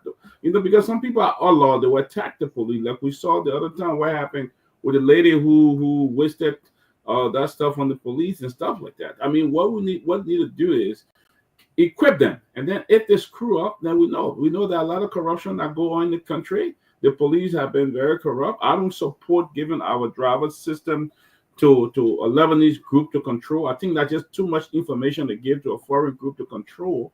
But then create the opportunity. The government must create the opportunity so that the police must be able to move on. But I don't know what the police budget is. We saw that police sometimes don't even have cars if you go out of the country. I mean, out of the county. So some of these counties, some of these little precincts around, police don't even have cars. They drive motorbike, or you have to give them a ride to go and grab somebody and stuff like that. If you ill-equip the police, you're not going to get any kind of good thing to happen, unfortunately. That's my point. Well, Dr. Peabody, I want to differ with you. I wanted to comment from there quickly. Yes, go ahead. I mean, there are some countries right in our neighborhood, you know, like right in places like Ivory Coast, that you could compare to Liberia. Let's not come way to the west, but right in Ivory Coast, if you can't compare, Ivory Coast how to develop, man. What are you talking about? But that's a Peabody, man. That's a Peabody. My thing is, look at what difference. We went to war. Those people still are at war. Everything Liberia has endured, those people have endured the same, but they're making progress out of Peabody. If you had to just drive between Abidjan to Yamoussoukro, you will see along the routes. And they build it with what? With solar. With solar. That even if you're driving off limit, you are still caught. Cameras are along the route. That is Abidjan. Another thing, for example, that the Peabody. Why we in Monrovia, the police in Monrovia, still be using pickups in Monrovia, when the rural parts of the country, the police there don't even have cars. You could buy simple sedans from Monrovia. Simple cars. What are that Camry? You can buy it and rebrand it in Monrovia for police around Monrovia to use. You take those pickup trucks and other serious vehicles, you take it to rural Liberia. Why will police still be transporting people on motorbike in this 21st century? Why is that still happening? Because they don't have the logistic. That's what I say. I think, I don't know, fiscal year 2025, I think police budget, security and rule of law should be around $85.36 million. The police budget. I know part of their money sometimes goes, towards salaries and things like that. I understand that very well. But they still got money for logistical issue. The last time we were having a protest in Monrovia, I heard the police and the security sector go up to $3.5 million for what they call security operations alone. These buggers are getting rich while the state remains in the same state it has been all along. That is the situation we have. One small sedan, you can buy it for even $10,000. You can buy 20 pieces of that thing and keep it to all the accessible places. Ganta to Moria Highway, Moria to Basso Highway, Moria to Pommy County. All those places you can use smaller cars. When you start hitting the rural part of the country, like when you're hitting Lofa, Maryland, and other places, you can start using pickup truck. I mean, we can make our government small and effective by using simple strategies to make these things work, but people lack the willpower. That is my point. It's not about whether the West or whatever. Right around us, there are countries that are wildly developing. Okay? Like if you went way to places like East Africa, to places like Rwanda, for example, I mean, security is at the security situation there is at the least minimum. You hardly hear about crime in those people places right now because they put simple system in place. You can pick up your bed 5 a.m. in the morning and walk to an airport in Rwanda and nobody will touch your bed. You don't even see Zogos, the African country we're talking about here. And we say 1847, We're still thinking about cameras in our streets. We're still thinking about police vehicle in rural Liberia. And we get a man from But Harvard. one woman flash water on the police face, everybody demonstrate. That's right. There you go. Like, Yeah, ladies and gentlemen, welcome to the show. Let me welcome Susan. Susan Wenge. I know it's morning over there. It looks like you're ready to rock and roll. You are driving. How you doing, young lady? I'm okay just from doing night shift. It's Very all right. tired. We respect labor. That's great. Yeah. I just want to add to my brother what he just said. Liberia, how will Liberia not remain in that place when we have our leaders are so selfish? An old man like Joseph Boakai who supposed to be wearing his $50 watch. The papa now start wearing Rolex watch that is 60,000. Do you know how much 60,000 can do for many single mothers in that country? Just go about and just give them five or 10,000. You know how many youth will be able to open businesses for themselves? So the country, the problem that we have in the country is our leaders. They want to talk about corruption, but when they are corrupt, this is somebody who said to us that he was going to be riding keke to go to work. But today he's driving He said half we borrow. of it. We borrow. Can you imagine that kind of sweet talk? Where is it we borrow now? Joseph Walker, the car that he's driving right now is a same car that Donald Trump has. Where is that money coming from? You cannot compare American president with Liberia president because Donald Trump is a businessman. He was born into money. What was Walker born into? 24 years of government experience, and he came right back to us and said he squandered his opportunity that he borrowed money from Ben. After 42 years of government experience, this old man has nothing to show us.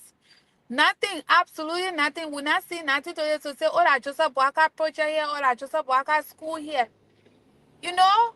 So this alone should tell Liberian people how to select our leaders. We cannot just go about selecting people just out of sweet mouth. Same as our representative. They don't have anything. Everybody just want to rush into Liberia to take. No love for that country. No love. That's the reason why we're struggling in this kind of era. People celebrating electricity. The last time I saw a video, they say there was lights in foyer. The women they running on the street. Oh, JMB not bring Leo. Joseph Walker not bring Leo. How embarrassing that is.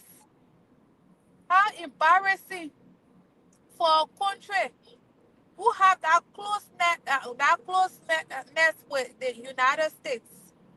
We outlet, we're so exposed. Liberian outlet is so known, but when you enter in the country is filthy, dirty. Nothing, son. The education system is sickening. Healthcare system is sickening. The environment is sickening. Youth are on drugs. I don't know where are we heading to. But as the president said, we should pray. So, my brother, go on your knee and pray, yeah? That's all I can say. Thank you. That's all we can do. Let's go on our knee and pray. To be fair to the president, yes, I did see him wearing the Rolex, but we don't have the price on the Rolex, so we gotta be fair to the president. Yeah, that was a beautiful Rolex watch, but I don't know the price of that Rolex. So to get price of Rolex high? No, I'm just saying I didn't get it. I know the price, but we don't have it. We just want to be fair because that's what we're supposed to do. ACP. Yes, sir. When you and I went to school in the United States, they have something called the best practice. It doesn't matter whether you're in police or you're in marketing, the best practice. So when you go for all these trainings, you want to take what is best I mean, you were in the police force in the Atlanta area there were times where the people, they bought these cars from GM or from Ford, and y'all modify it to the point where some are used for high speed chase. You know, they modify the car. So when these guys come here and they go to these schools, you think when they return to Liberia, they will be innovative. They will do things that, I mean, we say the Mandingo people love to fix cars. These guys can fix any car. I mean, they can do anything. And for us to be, our people to be dying on motorbikes, can you imagine 4 lives? Because this guy said, this man is a rapist. I will do all I can to get into the court. Took the risk, putting the rapist behind him, and he's driving. They got run over, and everybody died, including the rapist himself. Hey, man. We in Nimba. Can the police director meet with Metal Steel, the corporation that said, listen, we need 4 cars, we need this. I mean, it's all about partnership, man. But wait now. You're talking partnership. Yes. But I hear some people frowning against LTM. Oh yeah, well, that one is different. We know who Metal Steel is. We know who Lock is. We know who Firestone is. Okay, I got you. I was just trying to be devil's advocate, but you're right. You're right. But look, it's easier said than done. And it's very easy when you're on the outside looking in to deal with these kind of issues. Yeah, with your kind of experience, that's what No, listen, the ideas, experience in everything. Right, but the ideas are there, right? But once you put your ideas, your plans together, your proposal together, your budget together, then you hit the roadblock. No money. That I can tell you for free. The IG has some brilliant plans coming down the pipe, but as usual, resources as far as the money to implement them. So before, every good leader knows you don't know everything, so you bring experts around you. You bring people who know to help you do the job. So that's been his one of his concentration, bringing people in that can help, that can effectively help to carry on the LMP initiatives. Now, I just so happen to be, tasked with that project, the special enforcement, the traffic enforcement. So, but we starting small or slowly, and hopefully we will expand throughout the country. But you can only go so fast. We started out with 4 cars. What can you do with 4 cars?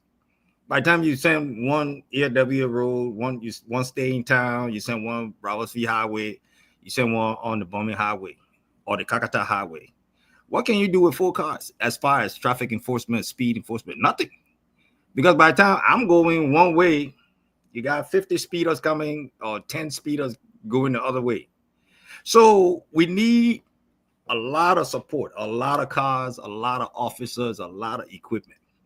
But it's gradually, it cannot happen overnight unless someone just give us a whole bunch of money and say, like, there you go, I got a whole shipload of cars and all this stuff, you'll have at it. But we have to go slow. Or now we have to go slow, but we got no choice but to go slow because of the situation we find ourselves. So the plans are there. There's no doubt. The plans are there, the ideas are there, but the roadblock is resources. Yeah. But we are working. Go ahead. 1 minute, let him land. Go ahead. Go ahead. We are working. We are helping. I mean, like me, I'm nobody. I'm not the super cop. I mean, I just happen to be part of a situation. So we all leverage our network, our past history to help.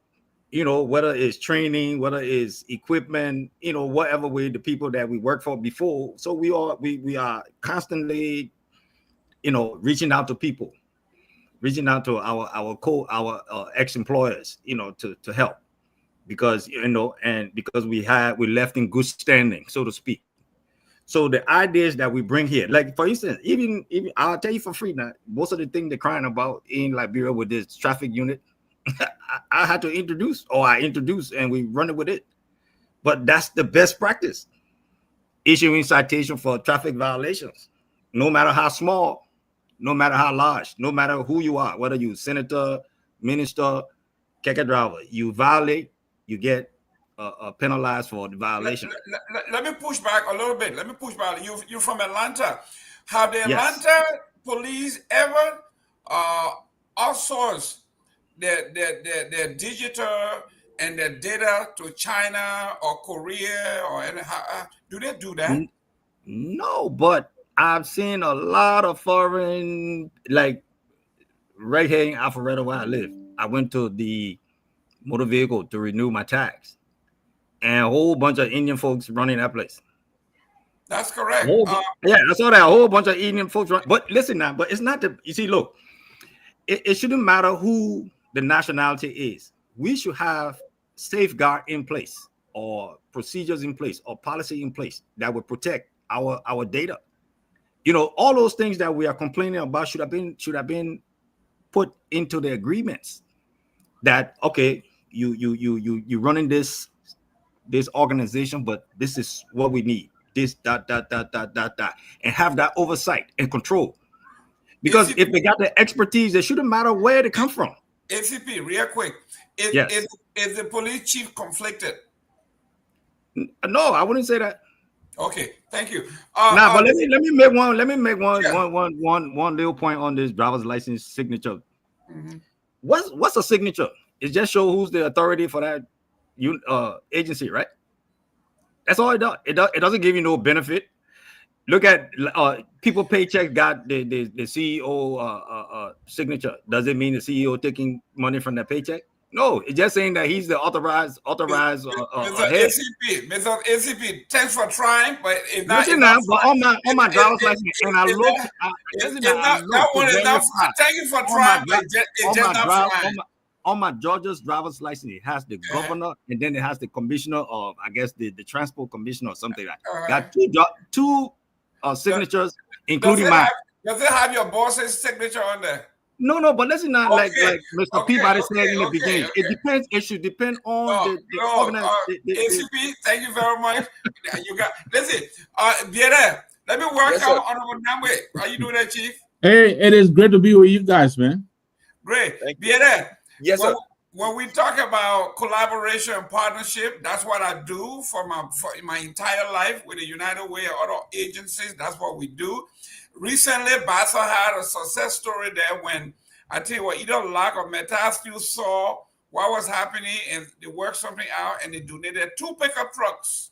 I think you read about it, to the Bassa detachment for transportation. This is partnership. This is people talking, working with each other. You want to tell me as powerful as Gregory Coleman is, with maybe 500 companies in the country, he wants to tell me that if you were in the King George area and you went to B Mountain and said, you know what, this area needs more protection, we need 2 cars. Can you put that in your budget? Can you donate this car to us? Not only donate the car, but say you have your own mechanic shop, can you help us not only donate the car, but maintenance to maintain the car? Go ahead.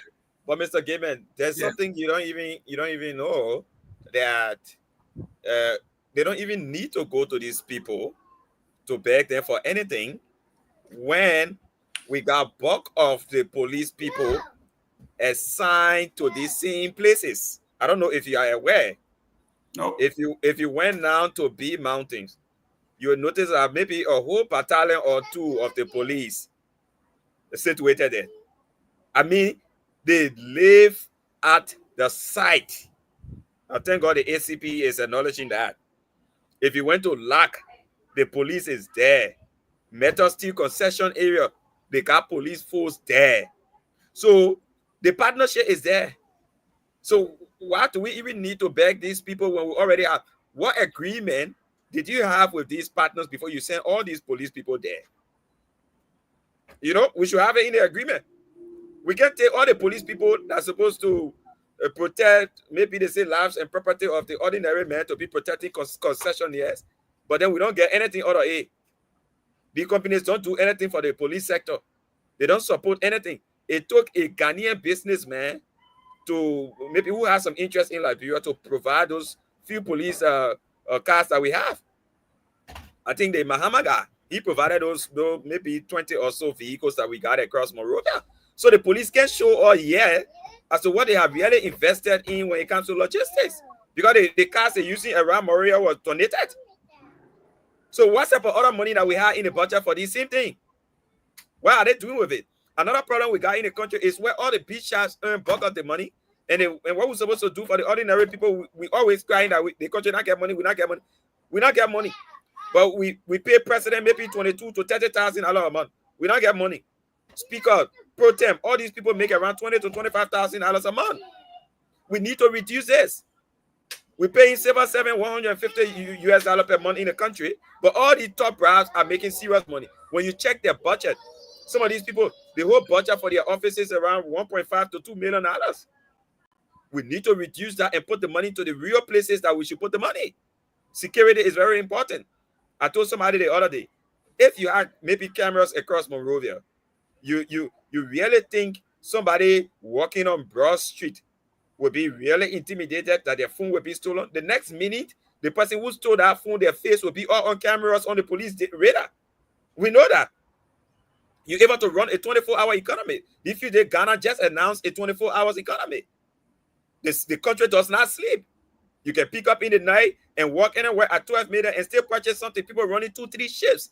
It's happening all around now. In Ivory Coast and things, most of these places are now running 24 hours economy. They don't go to bed. In Liberia, as soon as they say 5 o'clock, everybody packing their things and leaving. Why? Because the rope will even walk right onto your business center to come harm you. No system. So wow. It's not just about, we crying about money for these places and all of that. You said the LMTI is expected to invest $50 million in the Liberian economy. That's what I heard. They expected to invest $50 million. They even we put $2 million towards police cars. You know what you're talking about? But we only hearing about these people $50 million. But out of $50 million, say I think they practically finished investing it already. Because when you see the cars they get, the tow truck they sell get, the office they sell run, and all of that. I mean, the $50 million they finish investing in that LMTR. I'm very sure they want to start making money out of Liberia before they begin to ask for more money. They say they brought $50 million to invest. You can barely see that they've already invested that $50 million from what they're using right now. The number of tow trucks they got in the country, the number of police vehicles that they also brought, and all of that. If you check those things, you will know the brokers have already invested $50 million.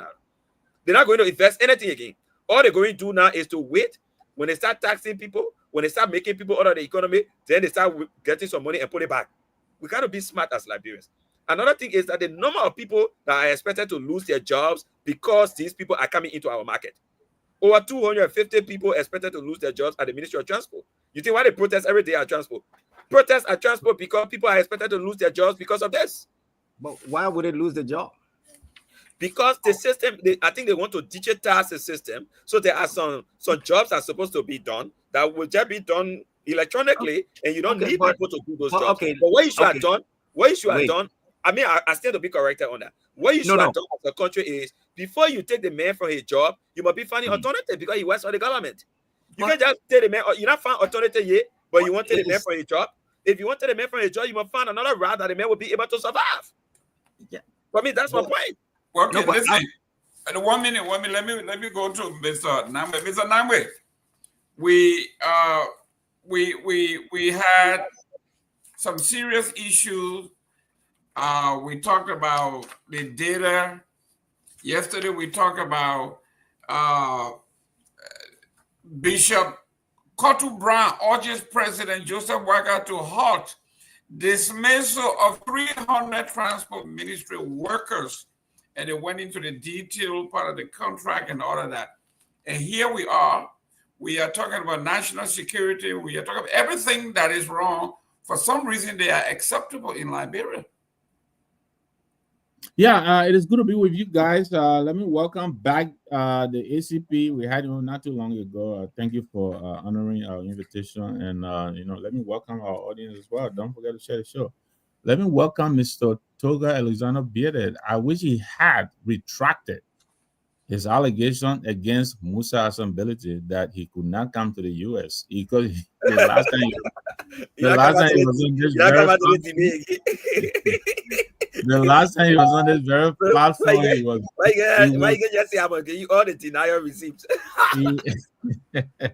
he was very categoric, but anyway, it is good to be with you guys. Look, I think Bieda is making a good point, and I think this LMTI contract, I think it will rob us.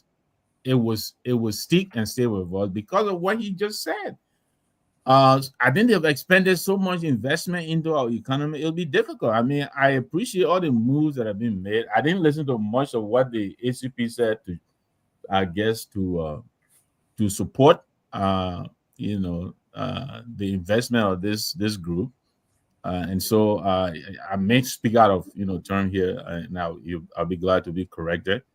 But I think the effort that I've been put into this thing, I heard today on the House is also calling for a stay order on on the processing of this contract.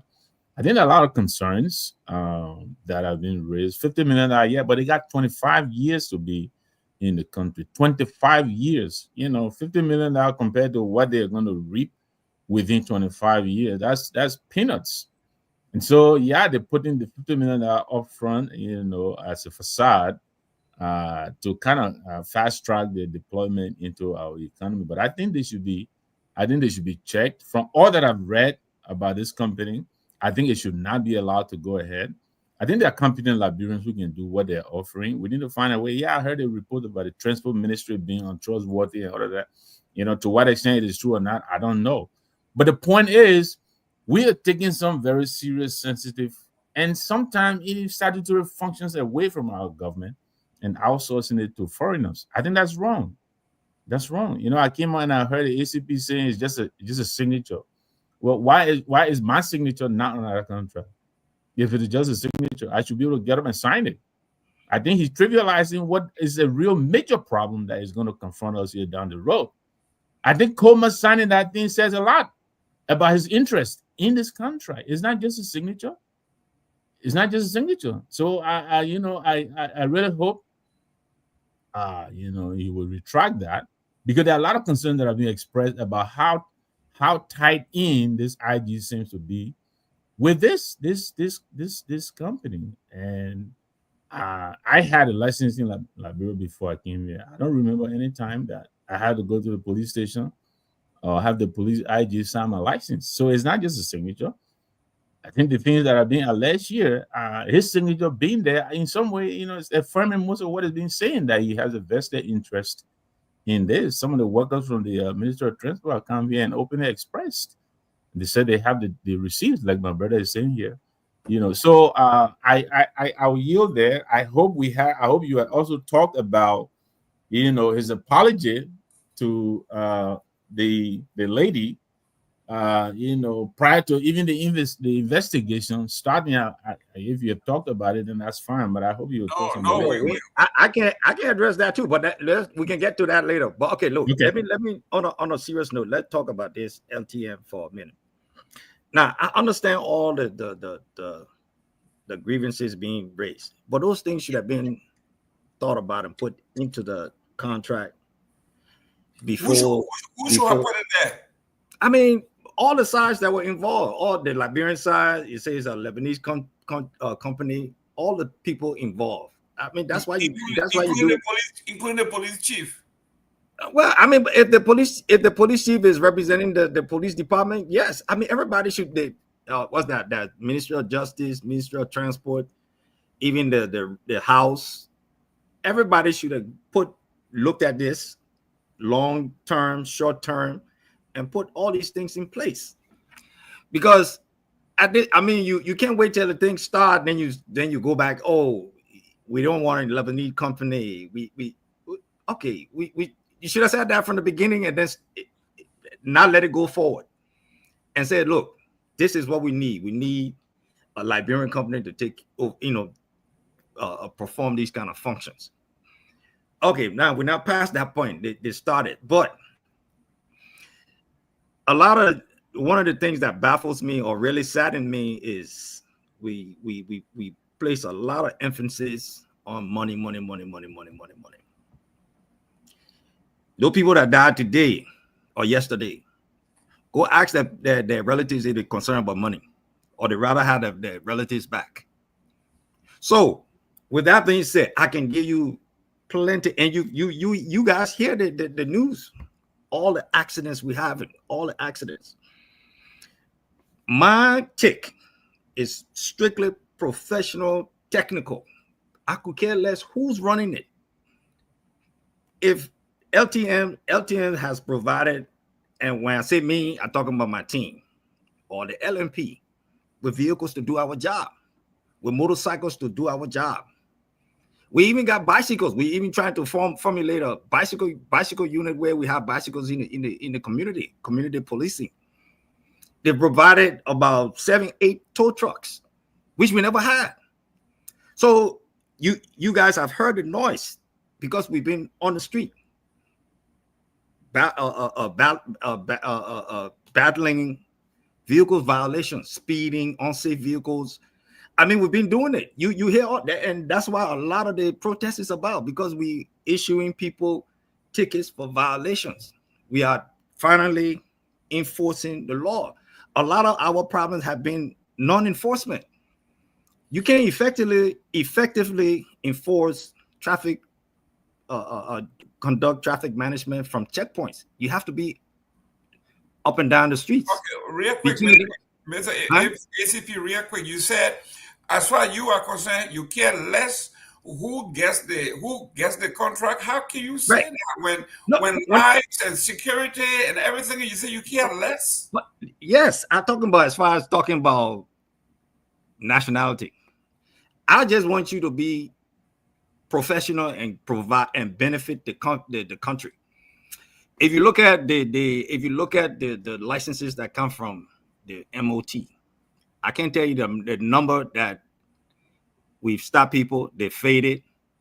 The ink has faded. They're falling apart. People got to put tape on them. You can't see pictures. They're just substandard. I'll tell you that for free. And it's all over the place. They're easily remanufactured over at World Trade Center. You have so many that are fake. So how is it that the Ministry of Transport is putting out that kind of product? You look at the registration. You ask somebody for a registration. You got 3, 4, 5 sheets of paper that you can't make heads or tail. I'm just talking about the product that's coming out. And I'm just looking at the point of law enforcement. I'm not trying to be political or none of that. So then if you go to LTM. Oh no, wait, I haven't finished with MOT yet. So you go to get your license. You pay your money, whatever the case would be. They say go come back. 2-3 days. You can't get that license. Or they give you a run around. Now, that's the ethical part, whatever the case would be. But I'm just trying to make a point. So you go to first where it MOT doesn't have a inspection station for vehicles. You have I would say rotten vehicles on the road, can barely roll, lopsided, suspensions, no suspension, no lights, no windshields, but they have brand new tags. How? I mean, death traps. You got trucks on the road, no lights, nighttime. You see the accidents. How are those vehicles? But I'm just trying to make a comparison. Are you telling me that LTM is going to give them new car, going to get them suspension and all that stuff? No, wait. No, let me get to that point. So that's the inspection side that should have been in place years ago in through Ministry of Transport. So LTM is providing that service right now. Emissions testing and vehicle testing. No, so wait 1 minute. The contract has not gone through and they're doing it? You said they're doing it already? But it was open before and then got shut down for the case to go to the Supreme Court. And then the Supreme Court ruled that they could open for business. Yes. Yes, it was open once before, and then we got word that the case went back to the courts, so we shut down, and until after the Supreme Court ruled, and they said, okay, you guys can open a rezone. But I'm just trying to tell you, just the way we have inspections, they have an inspection station for trucks, for tractor trailers, for motorcycles, for the three-wheelers and regular vehicles. So you have to pass inspection before you can register your car. So the whole process takes maybe 45 to an hour. The line, you come to the line, they tell you to pull forward, you come to the machine, it checks your lights, they check everything, your emissions, your suspension, your brakes, just like you see it here, a regular inspection station. And then you go, when you pass, and that's not an individual who's testing, it's the machine, computer. So the computer will tell you whether you pass or fail. So if you pass, it gives you a certificate. By the time you come around, your registration is already, and the registration is like a card. It's no longer that paper, a whole bunch of paper. It's like a credit card with all the security features, everything you can think about is on there. It's just a card. You can just slip in your wallet. And then you go to the window, you pay, and you leave. Simple. No money changing hands, is whatever, how you pay right in there, and you go on by your business. So you go through the inspection. Every vehicle that runs in Liberia has an inspection spot in at LTM. So ACP, just quick question. What are you people also doing about those who are expected to also lose their jobs? Is the government thinking about rerouting them into other governance structures? I'm not privy to that information, but I know that LTM is going to vet a couple of people for a couple of positions. I know that for a fact. They're going to vet people to include them into LTM. So that's as far as I know about that. But don't forget, LTM is going to expand to the different counties, or they're going to have different sites. So there's still opportunity for people to be included into LTM, or So we're not giving people.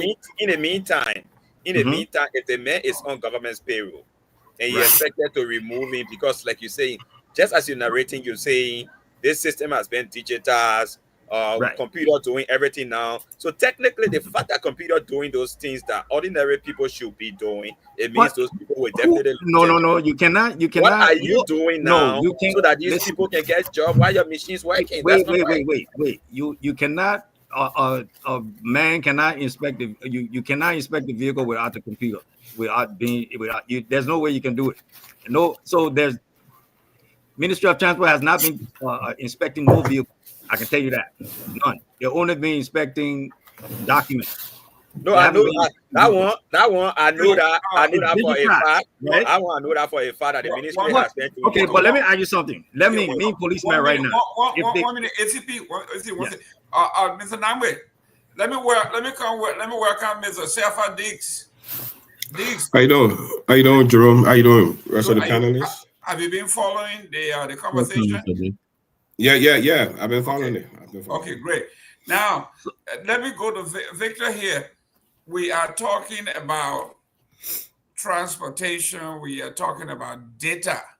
We are talking about, according to ACP and other folks, this company is spending $50 million, investing $50 million upfront to put in a system that will work for all.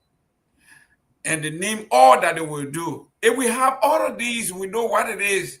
Why can't we put that 50 million in our own system, improve it, and expand the job market for our folks? Yeah, I mean that's besides that, there was a young man who was on the show here the other day. He was telling I think the Ministry of Transport raised about $14 million, something like that. Or the bicycle unit. I mean the Pep boys, so I think money is around, but in addition to that, and what Mr. Bida is asking about the Liberians who will possibly lose their jobs, there is also the question of national security here. The questions are being raised about, should we be concerned about, these are foreigners, these are, let's be honest, Lebanese. We're putting our national data in their hands. Does that concern? I understand the need for efficiency, and I respect that, and I agree with you. It needs to be done, but the concerns are that this is not being done properly. And couldn't you guys find a Liberian outfit that could do this? Did you exhaust all possibilities before you went? You encouraged the LMTI. Well, that particular question, I couldn't answer as far as finding somebody else. But if the Ministry of Transport wasn't providing any of these services, who else which company in Liberia is doing that? Nobody. I mean, this is something that should have been in Liberia a long time ago. I mean, if we have vehicles, we should have vehicles, inspection stations, and all these things that come with keeping road safety a priority in the country. So it's unfortunate that it wasn't implemented, or maybe the blueprint was there, but nobody put money into it. But these people came. So I mean, the best thing we can do is put the safeguards that we are all concerned about. I myself asked that question. The first thing I asked about the data. So we just have to put the safeguards and make sure we are in control of that proprietary information. It's not hard to do to keep track and because I think, and as I'm passing it on, I think a lot of, for me, I really feel that this outfit could have been contracted and made it to collaborate with the Ministry of Transport, train them, give them the capacity and all of that. And after 2, 3, 4, 5 years at most, they leave. By then, they would have left our people in charge, trained and capable and ready to do the job. But do you know the CEO was born in Liberia? It doesn't matter. But he's a Liberian. It doesn't matter. What you say? The man born and grew up in Liberia. You say him? No, according to our law, he's not a Liberian. Yeah, but he's coming. Yeah. Hey. Okay, I'm just bringing that point. I'm just making that point. I know that. It is what it is. I'm just making that point. Hey, Officer Cooper, how you doing? Should I call you Officer Cooper or call you Juan or call you man. Hey, how you doing, sir? How you doing? I'm doing good. Yeah, I hear you guys talking about this inspection. I look at it in multiple parts. The inspection part, I don't mind the inspection part being outsourced to an entity, to perform the, so you can have an agreement with this entity to perform the inspection and give you a clearance, and then you register your vehicle at the appropriate agency. I don't have a problem with that. And then, but the other problem I have with that is that you're going to have a single entity that's going to cover the entire country. A single company going to cover the entire country for 20 years. And I think everybody live in this country for a long time. I've never seen a government contract that go more than 5 years. Then they're going to give somebody 20 years. So if that person is not performing and that person is lacking for 20 years, that's so how can the government get out of that? I haven't seen the contract, but 20 years. I come in one, but for 20 years is a long time. Right. Number two, you keep saying that Ministry of Transport not providing this. Ministry of Transport not providing the service. The Ministry of Transport is not doing the work. It's not an opportunity to go usurp the statutory responsibility of that entity. Those services are provided through the Ministry of Transport by law. So if an entity if the ministry want to sub that contract, they can work with an entity, nothing wrong. But to usurp the function of the ministry, then I see a serious problem with that. And then coming to the issue of the driver license and the license plate, I think it's a lazy way out of it, because there could have been a way that the government, I'm focusing on the Ministry of Transport because all these responsibilities are with the Ministry of Transport. They could have come up with a way, invest in the computer software, put up an RFP and say, we are going to open service centers around the country. That I can go to that service center, and if I have my requisite document for a driver license, I fill up that form. That form is key into the government system, not that center private system. And then the folks at the Ministry of Transport will process our driver license, and somebody from that center will pick it up, like a courier service pick it up.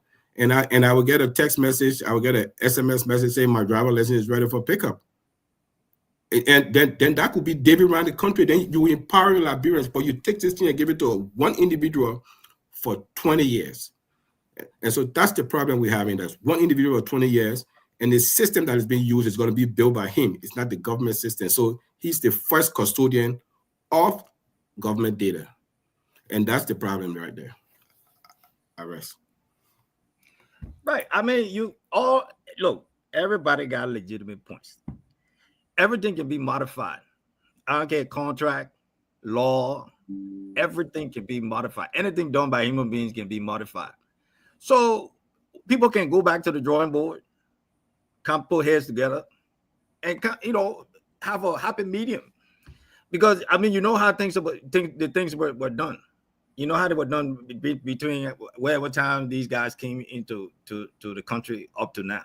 If you go back to all the backstories, you put your hands on your head. So now that it's come to light, and then we say, oh, this is this and this is this. All those things should have been hashed out from the beginning. All those things should be could have been hacked out. But the part that I'm playing, I'm just trying to stay non-political and look at just strictly law enforcement and the benefits that we're getting from what LTM, the little that LTM has provided. We're slowing people down. We're taking non-worthy worthy cars off the road. We're enforcing, we put it in the system. We're trying to change our culture. And for me, I'll let the politicians, all the administrators do what they got to do. But I'm strictly focusing on changing road safety, because any one of you sitting here right now could be a victim of one of these reckless driver act any day. Look at all the accidents. That's what I'm taking from it at this point. I mean, I want everything to be copacetic as far as the politics, the administration, the laws. Hopefully they can come to some kind of even balance. But right now, my total concern and LPN and the SDEU is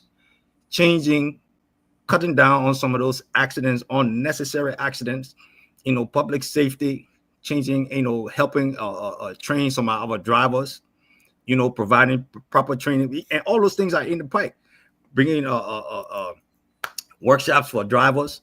We've been doing it with the ministries, the different ministries, doing workshops, driving workshops, and we're trying to do that for all the drivers, motorcyclists, three-wheelers, and regular drivers.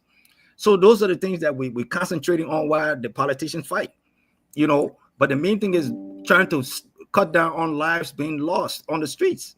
Yeah, Chief, we understand what you are saying, and for somebody who introduced this company to Liberia, or the idea to Liberia, your concern is taking few bad guys off the street.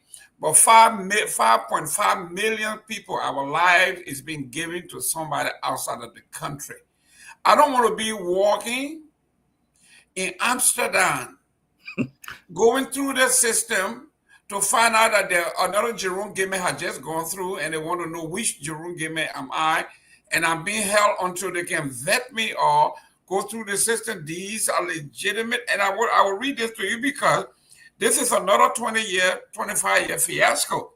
It said MPA is to auction overstay containers, cargoes at Freeport. This is something, Liberians. So here we are, another bad deal that we are stuck with for 25 years. They raise fees anytime they want. They do whatever they want to do. There are no safeguards. And Liberians are struggling. Maybe you can have a take on that. You said they're raising fees? Where? At LTM? Is that what you're saying, sir? I'm saying when this NPA thing. Oh, NPA.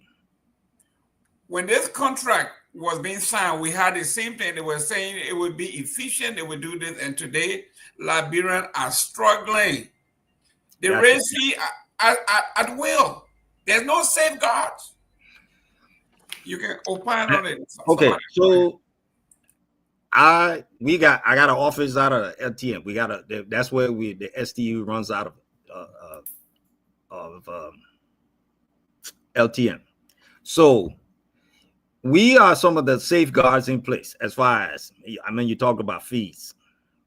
We are some of the safeguards, because we issue tickets, towing, and turn in the receipts for people to pay. So all those things have to go through LMP before it gets to LTM for processing. So any fees that rises will either come through the national, whatever the rates are. I mean, I think the only fees that really kind of changes are the LD Liberia rates, but those come from the bank, right? Central bank. So we work there hand in hand. All the receipts go through officers from LMP, traffic officers who've been doing this for a while. We just pass the receipts on to LTM to process. We don't handle any money, so all we do is just receipts, tickets, and receipts. Thank you. I got a call here. As far as the data, those are one of the things that we're even talking about now. So we got IT people, and we got IT people embedded in the organization. So that's what I'm saying. So all those safeguards can be put in place as far as protecting the citizens' data. Your name and where you calling from? Hey, Gilman, thank you so much. This is Robert Garguah. I'm following the conversation. I just thought it charming. First thing, I like ACP very, very much. But I think that, what I'm hearing is, I want you to maybe rephrase when you address the we. When you say we have all of these things in place, it's coming off as though the LNP or those in authority of the LNP have some serious interest in LTM, right? And like you stated earlier, you don't care who runs it. All you care about as a police officer is a system that allows you to do your job and do your job effectively. Which I don't disagree with. But you keep saying we as if you have or you are part of this company. That's one. Maybe you can clarify that. But if you're not part of the company, then I would encourage or I would suggest that you use a different a verbiage when you are talking about LTM, because everyone has said that the Garguah Coleman, and there are those within the LNP that have some interest in this. There's some personal interest going on with LTM. And in fact, that they made this case with the government to have LTM, have this contract. So I don't want you to continue on public radio using the word we. Use LTM unless you're part of the management of LTM. Secondly, it's unfortunate that as a country, after all of these years, we've been talking about technology again, and the importance of technology and embracing the age of technology and what that means in our day-to-day operations. Why did we wait for a foreigner to come and introduce a process that, from all indications, seems to be a very, very simple process? This is no brain surgery, right? The system that Kupo is talking about is a system that we see used in this country by Nigerians. You know how many Nigerians own these little small mom and pop shop for emission testing? Why we had to wait for a foreigner in Liberia to come and implement that? That's two. Three, these drivers, right, that are protesting. I heard one of their concerns on the 29th, and most of them are protesting.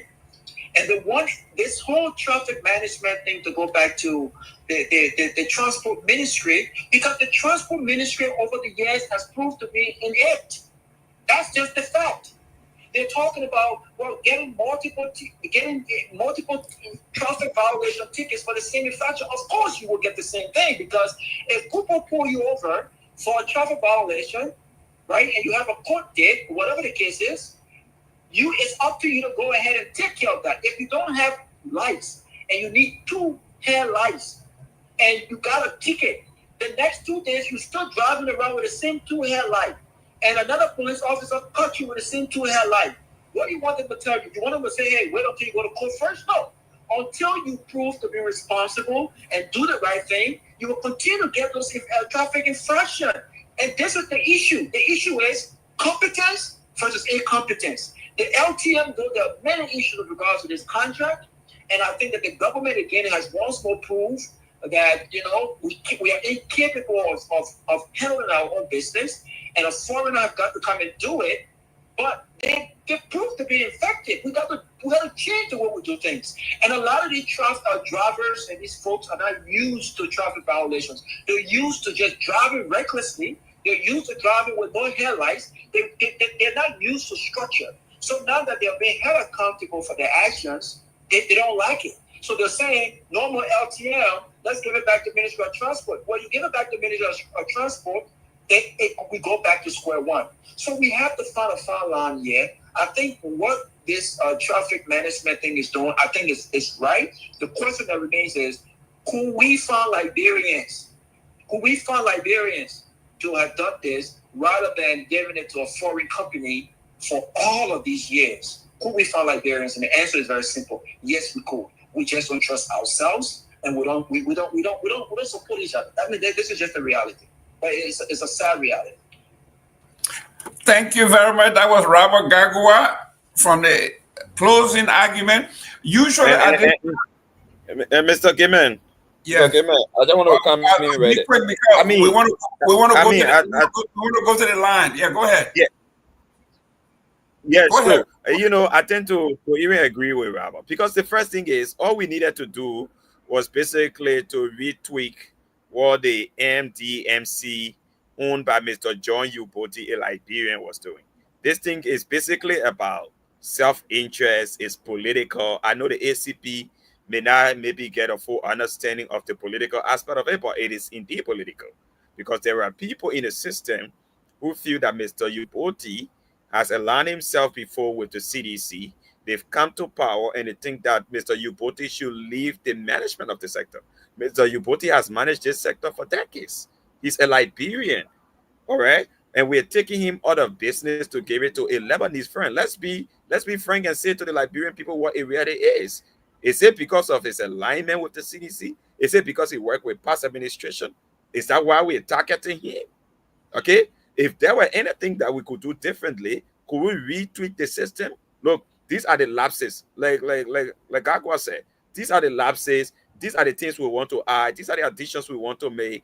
But we don't have to give it to a foreign person. But we could do it through him, but retweak the system and make sure it works better for all Liberians. That's all I wanted to say, because I think we could do that if we wanted to, tend to take it from the hands of a Liberian who got a lot of other Liberians in working in different sectors of the company right now. A lot of people. I know the Ministry of Transport is very reckless in some points. The whole system is a mess. I remember sending a young man over there to get even driver's license. There was nothing about they asked him to go and bring, I think, certificate, whether he ever drove before or something like that. You could just go right to World Trade Center and print a certificate and say a background check. Nothing at the car. You won't get driver lesson. You go get it easily. You don't have to know whether you learn how to drive, where you landed, nothing. So there was no system in place. I can understand that. But a Liberian has been managing this system, and we took him out of business to give it to a Lebanese company that is linked to a terrorist organization, and we have to be very careful with our data. Thank you very much, Mr. Gimen, for the time. Thank you. Thank you. In Myean back there, let's hear from our folks back home. Hey, Gimen, before we get the call, I can make a quick comment. Yeah, I'm coming to you. Yeah, I mean, Myean start getting the system ready for us to take some calls. Go ahead. Yeah, I mean, for Officer Cooper, the sad thing is that Officer Cooper is more on the operational side, so I feel that he can answer most of the things. So I mean, I would love for the people who are the politicians and the admin that push this thing, if they can go on the various platform and defend why we should do this. You know, the police chief, the justice minister, the transport minister, and then I say come back to the 20 years. I mean, we're complaining already that we elected people for 6 years and 9 years, and we're giving somebody a service contract. It's just a service contract. It's not even, I won't look at it as a concession. It's a service contract. A service contract for 25 years. I mean, it shouldn't be more than 5 years. So I mean, after every 5 years, there should be review and renewal. For service, but 25 years and a single individual for the 3,000 square mile of the country. I mean, that's just lazy thinking. And if the president can put the Ministry of Transport in the room and say, if you guys can do your work, I can find somebody else who can come in and do the work. Okay? Oh. I mean, we stuck with somebody for 20 years, and that is unacceptable. That 20 years contract is unacceptable. And the people that are defending this thing should come on the platform and tell us why this guy should have a contract for 25 years, a single entity for the entire country. Your name and where you calling from? Kehleboe Gongloe calling from Pennsylvania. Here is my quick comment on this issue. First, I don't agree with the sentiments expressed by Robert Garguah. The way procurement works in government is not the way we express here. Government does not go out there saying, I'm looking for Liberian. No, there is an established law, the PPCC Act. All we should be asking is, before entering into this agreement, did the government publish RFP, request for proposal, from the public? That can be a contract of this value in millions of dollars. Is international competitive bidding. So it's open to anybody from anywhere in the world because of the volume, the value of the contract. This is the established law, okay? So the question we should be asking, did the government follow this procedure, or did they single source? Did they go and just pick one Lebanese man? You know, if they follow the procedure, then it's okay. Maybe the second question we should be asking is, why are they giving the length of the contract itself? The government has no authority for 6 years. Why are you giving contracts that extends to this level? I've not completed reading that contract. For example, involving the transport ministry, the section, the unit that deals with driver license, vehicle registration, and what have you. In the contract on the transitional process, there's nothing said there about the workers. How they're going to be, what will happen to them? Would they be employed? Would they be transferred to another entity or government? It's very vague on that. In fact, there's nothing mentioned about employee in that section. So those are issues we should raise. And on the question of the nationality, on our laws, our contracts are neutral in terms of nationality. If you offer a tender for $10 million, it's international competitive bidding. And American, Saudis, Iranians can apply. Okay? You cannot go in a tender that is competitive and be selective and be biased and say, well, we only skew this thing towards Liberia. What you can do, however, you can either tell Liberians you should maybe coalesce together, amalgamate their application to apply under one entity for their resources so they can have a better technical capacity to manage, you know. But it's a different thing. And I'll end on this. I'm a little bit surprised on this forum. We keep talking, I saw people going after the nationality of the guy. When AC Cooper said this guy was born in Liberia, it's the same thing Gilman just said 2 days ago. We should change our law. We will live in the diaspora enjoying this. The raw Garguah who came from Liberia is an American today. We should try to fight for that. We should not be the one to question somebody's nationality. Right. That you don't want to be telling people who American and who Japanese. Yeah, but remember, the laws haven't been changed. So I don't know. I disagree with what he's saying. The laws are the laws. We can't go behind the laws and violate what the laws is. I agree with him. I think American.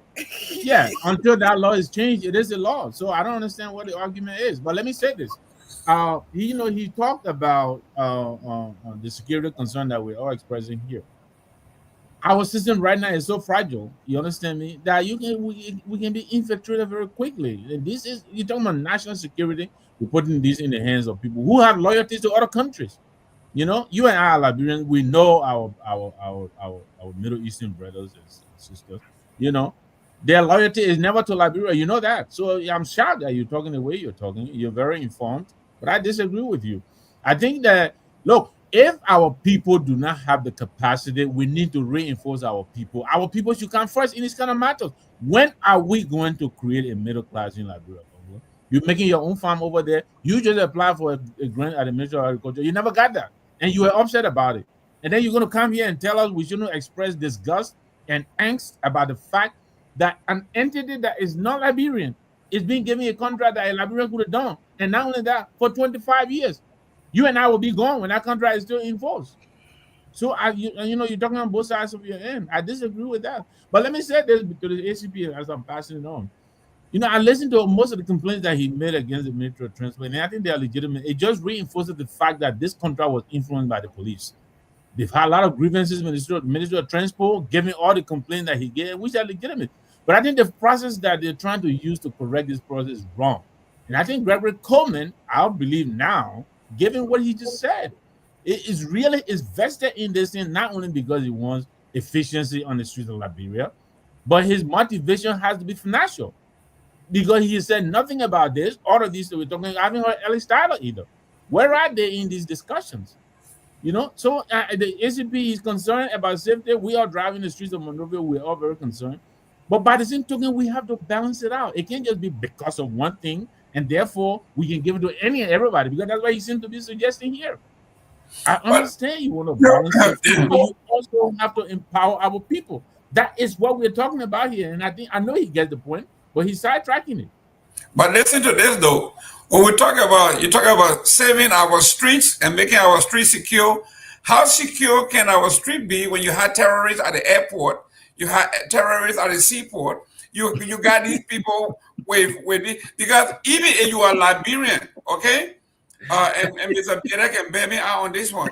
If you are an American citizen and they do a background check and you have a criminal background, you cannot take part in most of these things. Forget about it. The fact that this man or this group, when the United States came out with the evaluation 3 years ago, they named the different entities in Liberia that have ties with Hezbollah. They named them. And we know who they are and who their associates are. So we can't talk about we want to have safety. We want to have our car to be safe in the streets.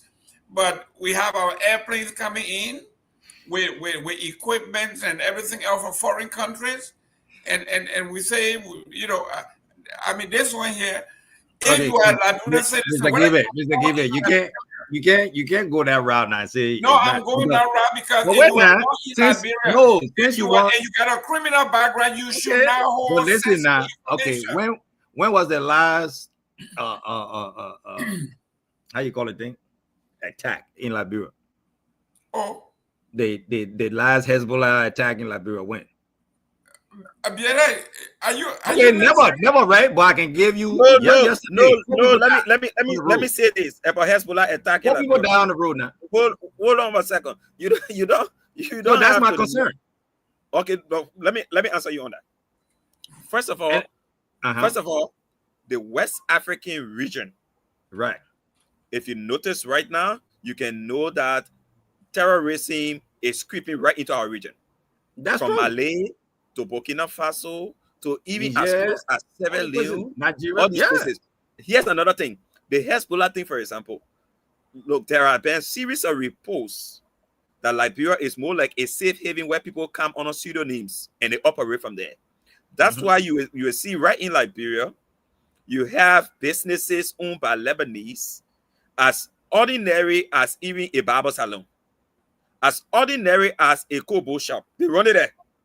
You see the man, you can technically know that the man is on a whole money laundering mission.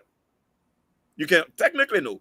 The man comes to Liberia, opens a barber shop, but he lives in technically a penthouse. The kind of car the man rides in the country from the barbing salon. You know that, but the man who running barbing salon, how he won't get all of this? But the NSA on the responsibility now. Yeah, but I mean, the people operate right in our circle, and we're not taking notes. Okay, but we got agencies and entities to pay attention to those other issues. And so they're running all their cartel right in Liberia because the country is small. We have to really study that. I feel you. In the police, you have to also know that. And I myself am concerned. Trust me, I'm concerned. But that's NSA on the era that. Well, but I mean, when they're awarding the contract, they should have some kind of security metrics, because Right. the driver license is one of the three primary identification in the country. Your passport, which very few people own because you need it for traveling purposes. National ID card, you all know it's a fiasco trying to get around the country. So the most popular one is the driver license. So, right, but that's what I'm saying. We have to put those safeguards in place. No, where there's one, I mean, Officer Cooper, to be more formal, you cannot outsource a statutory responsibility that has security implication to a private company. I mean, that just fundamentally, they can be a service provider, inspection, or other thing, but the primary issuance of that piece of document, the design or the specimen to determine whether it's valid, that it can be counterfeited, that's the sole responsibility of the government, and the government should be the sole custodian of that data. But if I'm going to go fill up an application, the first custodian of the data is LTMI for my driver license. So I mean, that's the fundamental flaw in the whole thing. The security implication is, I mean, I don't know of any country. And the only way it can be fixed is for there not to be an issuance of driver license. I mean, because there's no other way around it. I mean, they can process the application, but the issuance of the driver license, it got to come from the government entity, because I mean that's a primary source of identification. Well, but hopefully, those things are worked out, because what we're going to do at this point, they're there. So hopefully all those concerns can be worked out to the best interest of the Liberian people. Well, but this is what we are talking about, transparency. Well, the sad part is that people pass laws, sign contracts, and don't do a lot of implication. We're in this country after 9/11, when they were creating the Department of Homeland Security, they had to pass law to take away the Secret Service from Treasury, take away INS from Justice. All those things were part of the law to create this one entity. So now you have an entity that you give me 20 years. I mean, these people are going to be they're going to be like a government entity. They're going to be 20 years. I mean, 20 years, they're going to be like a government entity. And none of these were taken into consideration. And then the part is, who conceived this idea? Where was it conceptualized? Did this guy just fly into Liberia and say, look, I can bring motorcycle, I can bring this, I can do this for you guys? And then it all happened under the cover of darkness until when it was time for implementation, then everybody started screaming.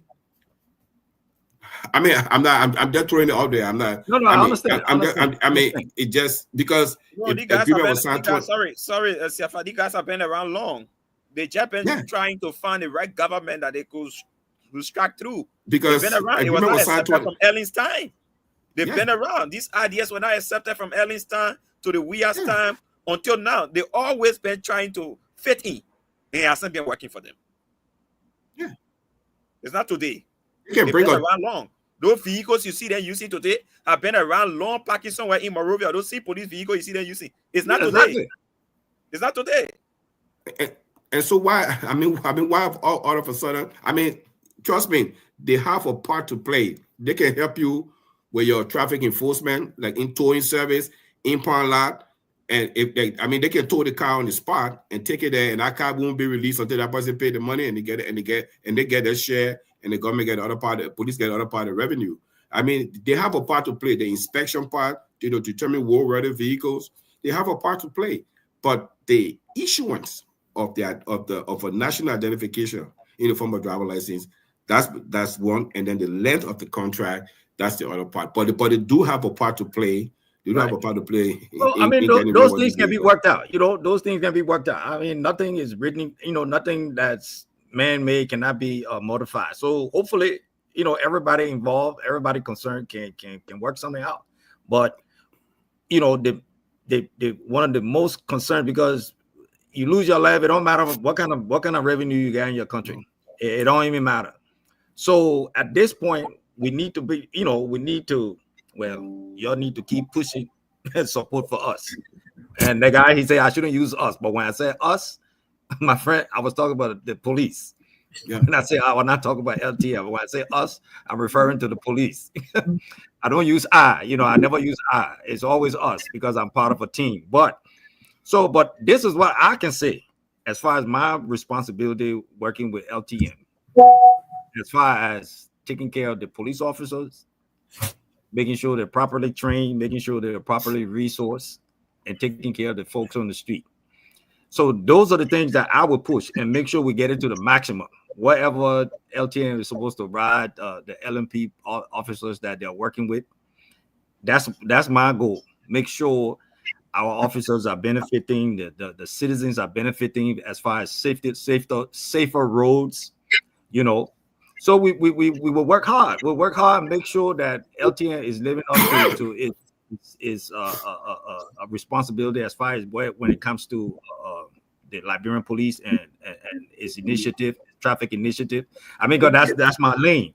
So while they're fighting the legal battles, we're going to be on the streets trying to make sure people slow down, make sure that the safe vehicles are in the street, making sure we're helping our brothers and sisters who are not trained in how to navigate the roads. Make sure we bring those trainings to the citizenry, because we're working behind things that should have been done before someone gets a license. Now we people have been driving 4, 5, 6, 10 years. Now we're just trying to train them how to properly navigate the roads.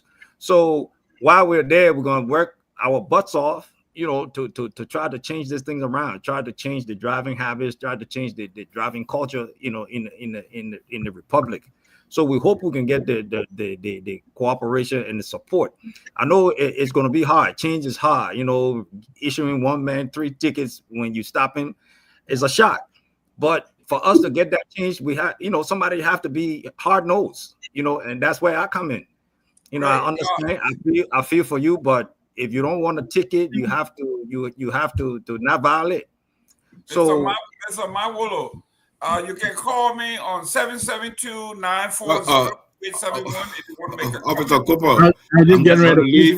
I'm posting that in the chat too. Thank you. Yeah, we got. Cooper, I want to leave, but I want to throw something up there. We got 15 minutes here. If you want to call, the number is here. You guys patrolling? These, go ahead. Are you guys patrolling the highway, like out of the city, like the rail, like Kakata? Yes. The other way, Ralphie Road. As far as bombing, Kakata. Bombing. Yes, but again, we have to alternate how we distribute the cars. But now that we've gotten additional cars, because we only had like 4. So we had to alternate how we did it. We had to be strategic, and we're even using motorcycles. So we're putting everything to use and trying, and how we deploy the guys every day. We try to even distribute the coverage. So the more resources we can get, the more equipment, the better we'll be able to cover the whole country. So it's the idea is has that plan in place. So, but it takes time and it takes money. And then it takes proper training and proper officers. Yes, sir.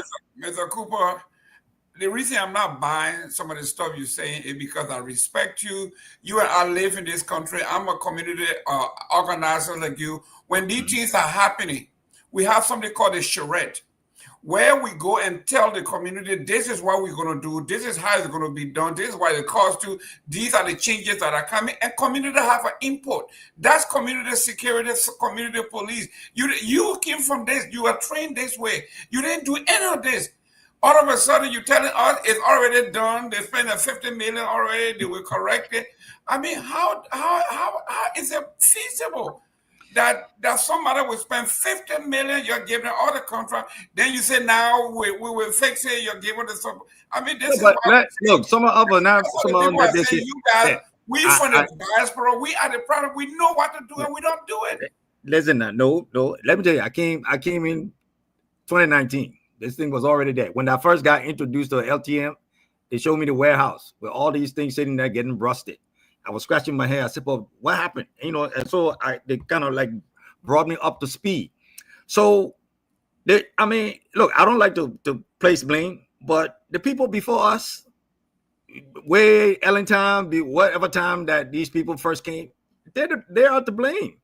These things are, all the questions that you guys are bringing up, all the concerns. I'm sure they were there before. They're still there. Maybe that's why they didn't allow them. Well, I mean, but now it's not a matter of allowing, because they could have modified anything. I mean, the same way people are putting out solutions. You telling me they couldn't bring up those solutions and gotten things straightened? Even to say, okay, work with the Ministry of Transport and get the Ministry of Transport up to par. That could have been a some kind of collaboration. So the same questions you bringing up now, I'm sure they had those questions back then, but it could have been for different reasons why these things were not looked at and put together to benefit the country, benefit the company, and those kind of things. But I'm coming into the point where the battle, the fuss is brewing, and I'm trying to get in there and do what play my role. And my role is not policy making. It's not politics. It's taking what I'm given to do the work and do the work to the best of my ability. I don't. Let me tell you, I got in trouble for the first, for talking. One time I did a post on Facebook and I lit everybody up, and I got some lickings. So you understand where you at and understand who you're working for. I don't pull no punches. I regulate myself. Me who yet? When I see myself about to break the law, I pump my brakes. I say no. This is whether somebody is watching me or not. So that's the kind of person I am. If my mom is doing something wrong, I would tell my mom she's doing something wrong. I will get my own due ticket if she breaks the law. Trust me, she will tell you. I will get her ticket. So I do what is right. Or I try to do what is right. Yeah, but your Jew shouldn't be driving now. Your Jew shouldn't be driving. The driver should be driving. No, but all I'm saying, so I don't take sides. Yeah, I try to be objective. If you get 10 Jews, you get 10 tickets every day. 10 tickets, man. I'll tell you, I'll get my own Jew. I will get her ticket. Hey, you make sure you go home by yourself tonight. It don't matter. We'll fix that problem. But you will go by the LTM for. My man, don't sidestep the thing. How many Jews you get ticket? What we talking about? No, that's what I want. But listen now. But look, you will go to LTM. They will raise the fee because that too bad Jew get the so bad ticket. But ACP, yes, a very important thing. The fact you on the radio and giving some of this explanation radio and this podcast is very important. That's something the police force hasn't been able to do. I think they need more media engagement on this. We know there are a lot of concerns that people have, but they need to address some of these issues. They need to enhance their media, progress. That's why you're talking about that. The IG just built a new podcast. That's not what we're talking about. A lot of appearances. They need to talk about this. You are talking, for example, about you were just talking something very important. Like some of the people who have been using fake driver licenses, those sort of stuff. How do we get these things to the Liberian people to know that, look, this is what you have before, this is what is coming now, these are the situations we have, these are the changes to be made. People don't know these things and people are not even buying it. Because nobody talking about it. The police team practically on the run. All the actors, they just get in the street there, they're giving people tickets. The reason they're giving these tickets, I mean, the police should be updating the public on what's happening 24/7. The police side should be a side that people should be running to know what's happening in the country. But we're not getting any information. We are working it. I even know the police even get a social media page that is even active. Exactly. We need to know all these things. People need to update that. Look, we are working it. Trust me, we are working it. Every Tuesday, we are on LBC between 8 and 9. Every Tuesday. We have a representative from the police, public affairs, giving out information to the public. And that podcast is going to be interactive, where you will have similar to what we're doing now. So hopefully that'll be kicking off. But it was just built, just not more than a month ago. So all these concerns are being taken into consideration. But like I told you, money is an issue. You got good ideas, you come up with plans, but then they get stalled until you can get the money to do these things. So, but the IG is trying. with all the ruckus going on, he is trying. He has brilliant ideas, coming up with a big police reform shortly. So he's working, and that's why for me, that's why I decided. I said, well, I'm a volunteer my services, because I just came home to relax, but when I saw that, he said, look, we need all the help we can get. I said, okay, I put my hands up. I said, I'm there. 1 minute, you got a call. We got 5 minutes here. Go ahead. Your name and where you calling from? Yeah, this is Mr. Nyenwolo. I'm calling from Maryland. Okay, go ahead. Listen, a couple of things. You see this LTM group or whatever they are. If you can remember, during the beginning of the George Weah term, there was some group that brought in all these motorcycles and vehicles and said they would give it to the police and this and that. And then the CDC went on to pronounce that they were buying new cars and this and that. And all of a sudden that died off. It is this same group that didn't give it to CDC because they didn't give them that contract. It is this same group that brought those same motorcycles and given them to the Unity Party government. The other day I saw Joseph Walker go out there talking about they got escort motorcycles for the presidential motorcade. They took him out there to go see them training. And then they had got vehicles and all that kind of stuff. We got to be clear, we Liberians, got to be clear of what we want for our country and stop playing around with people fooling us with the same old thing all the time. The second thing is that we always talk about terrorism. What is terrorism? In our language, in the Liberian security language, what is terrorism? Because America says so. What is terrorism? We got to define for ourselves what it means for us. What it means for us. Thirdly, the thing about citizenship that people like to jump on and say, "Oh, we're racist because we don't have the security." America didn't allow black people or anybody to become citizens until they had all the security in place. Europe just recently started letting other people become citizens, especially black people. Why should we? You don't even have the educational capacity, nor the security capacity. Why you would want to even indulge in that stuff? Do you know what will happen? Your people will become slaves in their own country.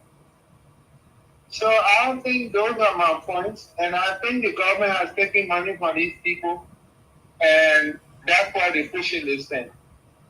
And now that they have shown the president all the luxury he can have, I think it's going to be hard to take it away from them. Thank you. Wow. Thank you I very need to much. make a correction. Those motorcycles were EPS operation. It got nothing to do with LTM. Okay, great. That was strictly EPS Mr. operation. Dangbe, we got 2 minutes. You're closing. I know you got to leave, so we can go.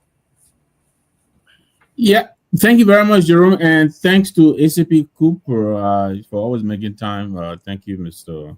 Bieda, also Mr. Dix for joining us. Dr. Peabody was here earlier. He left. Thank you for the opportunity.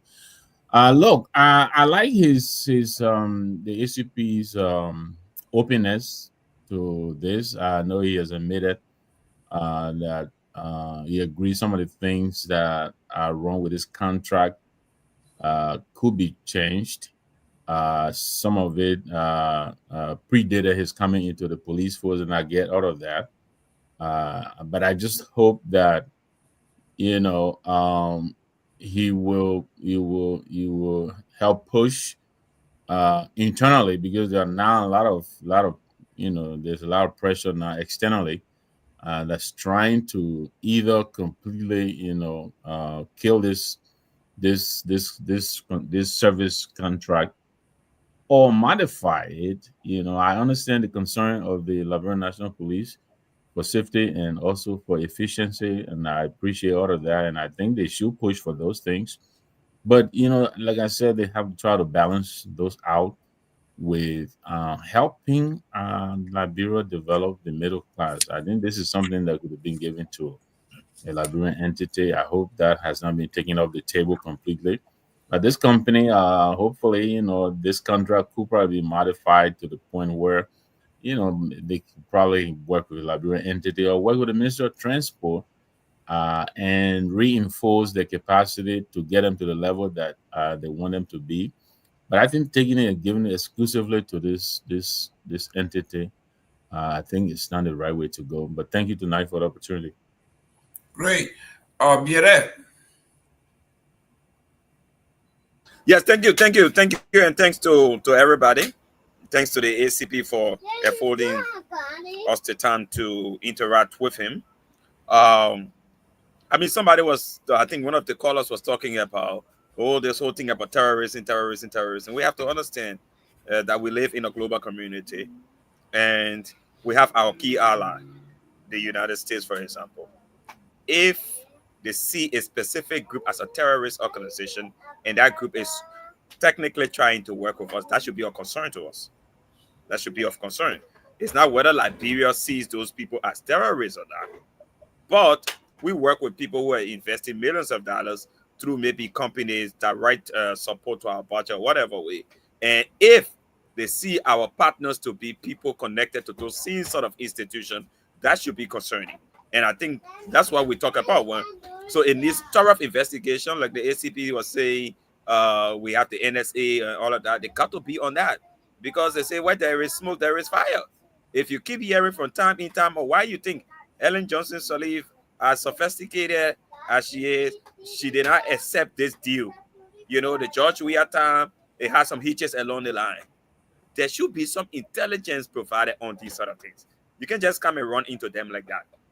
Why you think these people brought all these vehicles, all these sort of logistics in the country when we are just come from war? Ellen Johnson Sirleaf took over, but she could not accept them. Have anybody asked her why? Have anybody asked some of the people around the Ellen's administration why they did not accept them at that time?